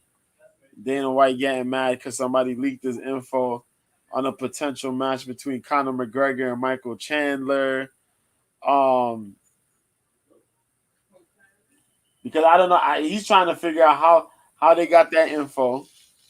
McGregor coming back to fight Chandler, and you know what I mean. It's a weird matchup. I mean, you could have gave that to Justin Gaethje, but you're giving it to Michael Chandler. I do understand though, because Michael Chandler is a little up in age. You know what I mean? He's been what 2-3. Yeah, 2-3 in his fights. Is it 2-3 or 2-4? 2-3, 2-4. Yeah, but that's yeah. So that's going on. I know next week is the last UFC event of this year, and we won't get no UFC to the middle of January. So it'll be about a month with no UFC, which sucks. But at least you get to pay attention to all the other MMA stuff that's going on, MMA and boxing. Teofimo Lopez, I don't know if anybody out there watches boxing, but Teofimo Lopez had a boxing match over the weekend against who's that dude? Martin? Is it Sandor Martin? Yeah, Sandor Martin, the dude that beat Mikey Garcia a while back. Teofimo fought that guy. They gave the win to Teofimo Lopez, but man, did Teofimo Lopez look deflated, man. That man don't got confidence under him no more, bro. That man lost one fight, and he's out here questioning if he still got it in the ring. That's bad. It is. That's bad. The fact you went undefeated, you lose one fight, you come back and you beat this other guy, then you fight this guy, and you're here questioning if you still got it. Yeah. Motherfucker, you're not 35. Right. You're 20-something years old. You didn't even hit 30 yet. That's bad. Yeah. That's bad. Yeah. I'm like, gee, yo, they had hit the camera to his face. And here he is looking to his dad or somebody and asking, yo, I still got it? I still got it? With like a face of concern. I'm like, bruh. And not for nothing, he was getting beat up by Sandor. I said, fucking hell. This kid is deflated. And you see Devin Haney commented on it. I forgot who it was. A couple other boxers here and there. Ryan Garcia said that shit and said, yo, that's not the same guy, bro. He's not the same guy no more. Yeah. Because when you there after a fight like that, questioning shit, and you're not, and yo, you have your whole life ahead of you, and you questioning that shit. Yeah, man. You ain't there, man. There might be time to sit back, get better, and then come back. Yeah. That's bad. Oh yeah, and the Australian ladies had a boxing. Go ahead. No. You good? Go ahead. You good? What is it? No, I say you good. Say that, they had a fight on Australia. Nah, he really got to sit back and reassess life, bro, because that's bad. And the ladies had a boxing match for what was a bantamweight title. Ebony Bridges fought this girl. Was it Shannon O'Connell or something like that? Out in the UK. Ebony Bridges, yeah, she's a foxy lady. She's hot. She's hot for real. She beat the stuffings out that girl though with the 8-round TKO. Lobbed that girl up against the ropes. This girl was just getting just like yo. It was bad. Ebony looked real good though in the ring though. Props to her. Because everybody just says, oh, she only just looks good. She can't box well. She boxed pretty damn well for herself, you know? Yeah, she boxed pretty well. Pretty good. And she got power. That overhand right dropped her opponent a couple times. It dropped her in the third round and then dazed her a little bit. But yeah, she beat that girl from pillar to post. That was ugly. That was an ugly fight. Yeah. That was it. Other than that, there was a couple good fights in between. They had the fight in Ireland. I think it's up there. There's a boxing fight in Ireland. There was the one in the UK, of course. And yeah, right here in the States, and that's it. Wow.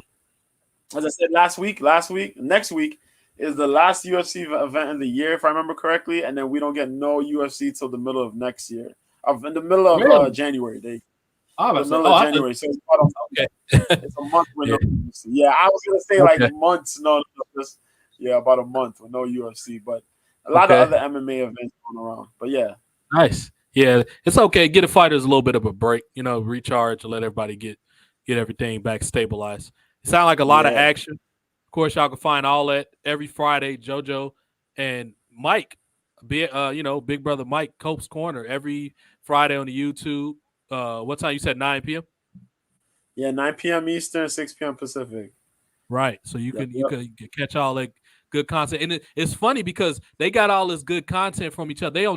They live in two different parts of the country. Mike from California, JoJo from New York, and I'm from Chicago. I'm like right in the middle. So we all from the three biggest places in the country. That's funny how that works or whatever. But yeah, that shows you two of the best at what they do. One thing Rhea is Pitfall for being a big Rhea Ripley fan, whoever they are. So it was like follow JoJo and all the ladies. Great. He got updates every day for something combat sports related on his Twitter, Mr. B 1986. Every single day he's got something, or he's having a good conversation with somebody. I try to put something out almost every single day. Multiple podcasts a week now because I actually took a little time off work, take care of some family things. But so I'm kind of working a little freelance right now. But so I'll be around a bit. But we've been putting, some decent content. If I'm not gaming, I'm putting something out at least 3 times a week on here. We kind of fluctuate between Mondays and Tuesdays on here, depending on what show's better.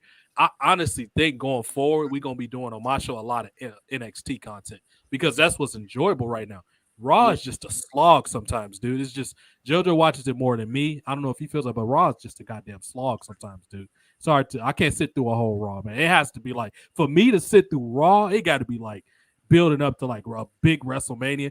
You know what? I will say is 2023, like the from the like the winter to like the early spring, that might be the most Raws I sit through in a long time.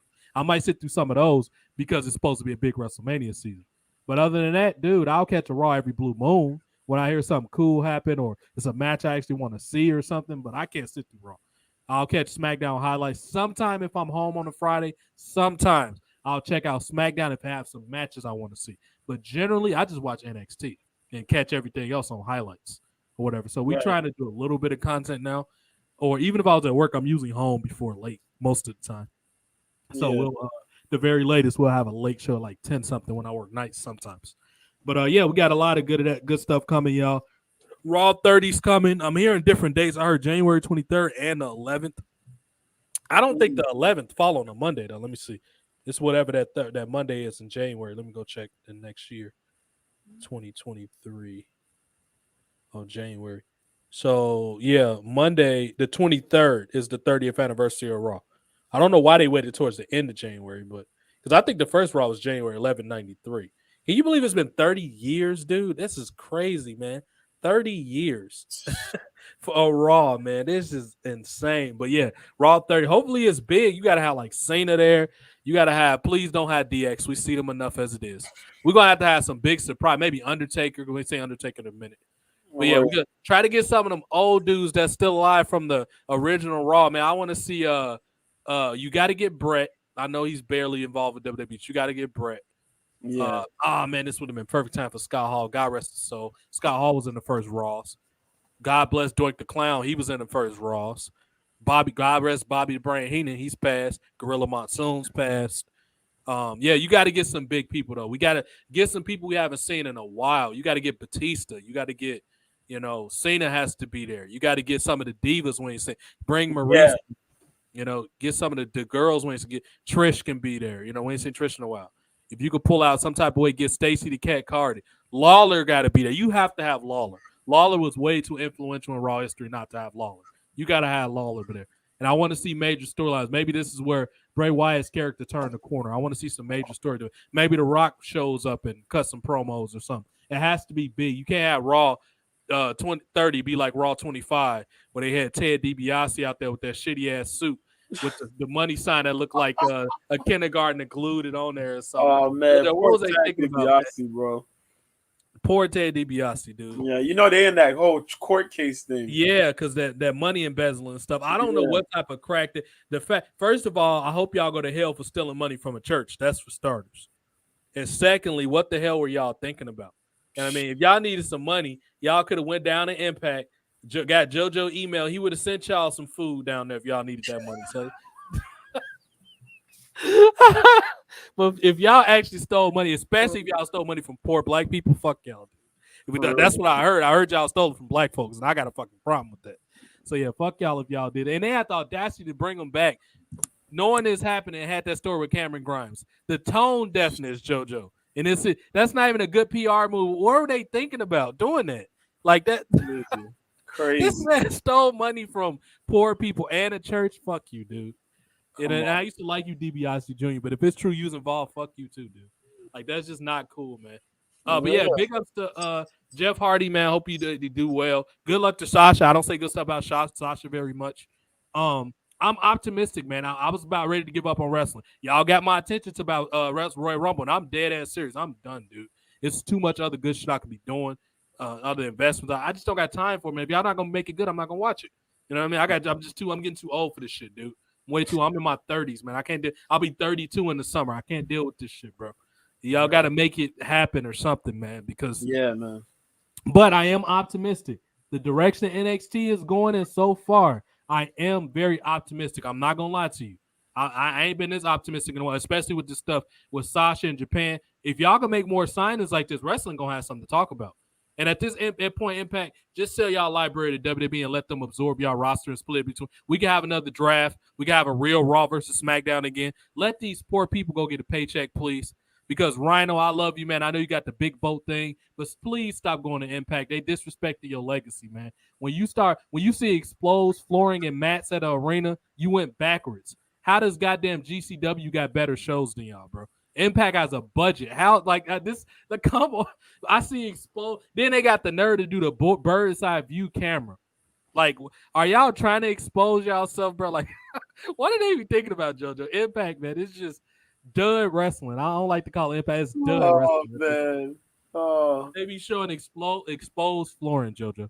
Yeah. They got Crack House Anonymous that book better venues than Impact these days, man. It's goddamn ridiculous. Y'all need to get this shit together, bro. It's just I don't understand when y'all got a budget that y'all doing shit like this. Let's sell y'all library to WWE. Take y'all money and leave. Don Callis and Scott D'Amore, get y'all money and move on with y'all life, dude. It's not even worth it no more, man. Or at least I have a system for WoW or something. Send the women a WoW. Y'all got it's just Impact's not a big enough brand no more, man. Let WWE buy y'all roster up. But yeah, y'all. It's a good chance. Between tomorrow and Tuesday, we will have another show. It just depends on what happens with WWE. That's all it comes out. If Raw look decent, we'll do a Raw coverage. If not, we're going to do one Tuesday. So at least NXT would be good. And obviously, whatever happened on Raw that wasn't important, we'll just briefly cover it on the NXT show. So between tomorrow and Tuesday, just look out for a banner. I always usually tweet out the thumbnail if we're doing one tomorrow. If not, definitely on Tuesday. So, yeah, AEW, get y'all shit together, but y'all going backwards, bro. Y'all lost William Regal. That's not a good step. And y'all don't got CM Punk no more. Only person basically y'all got to leave or lose at this point is Sting. Once y'all lose Sting, y'all are done after that, dude. It's over with. Once Sting decide he don't want to do it no more, y'all cooked after that. I don't even know what to tell you no more, bro. Because Jericho is enjoying the bubbly and all the food. He going to be back fat probably by the summer. Because that man, he just over there doing things, son. Jericho is chilling, bro, because he like the freedom because he can still do stuff with his band. And other projects. He still got to talk to Jericho. Yeah, he don't care. He don't care. Yeah, he don't. As long as the focus is on him, that's all it is. Yeah, he want to be the big fish. He got focus. We go left, he got focus. That's all it is. He don't care. He ain't trying to make that company better. He could have by now if he wanted to. All his influence you claim you got Jericho and connections to Vince, where the show doesn't reflect that. Because we already know, Jericho, you want to be the big fish in the little pond. We already know that's what it is, bro. Yep. That's why you went back to New Japan. That's why you went to. I'm surprised you didn't went to Impact. Now I don't blame you for not going back there, but I'm surprised you ain't never, especially considering your boy Beavis and Butthead Don Callis there. I'm surprised he's never worked for Impact. That's your best fan from Manitoba. You ain't went to work for Butthead yet. As you can see, BX face, man. Thank you as always. I'm glad you all on all 10 again, healthy and breathing. It was weird not having my host, man. It's not weird having big bro at this point on the show. We got to get Brian back on. We're gonna have to do a mansplaining episode sometime this week, JoJo. We got to get Jason. I'm sorry, Brandon P. Hard to Trick and Brian on here, man. We got to get them on here, son. Especially Brian, because fucking Brian is a fool, and I know he hit a binge. His birthday was like early this month, and I'm sure he went crazy. He be snapping me every day on Snapchat. Usually some crazy shit. But we got to get him on here and talk about his escapades he had for his birthday. For real. We got to get Brian on here and talk about him rubbing butter. We got to Brandon P. Hard to Trick with the golfer outfit. Y'all wait till y'all see that new outfit he gonna have on. Y'all wait till y'all see it. But yeah, y'all, Mr. B 1986 on Twitter. It's TJ Time 1991 for me on Twitter. Cope's Corner. Catch them every Friday, 6 p.m. West Coast time, 9 p.m. East Coast, 8 p.m. Central. And yeah, they doing it. They doing things, man. We'll catch y'all on the next show. And as always, man, kiss my ass. Peace out, y'all. All right, son.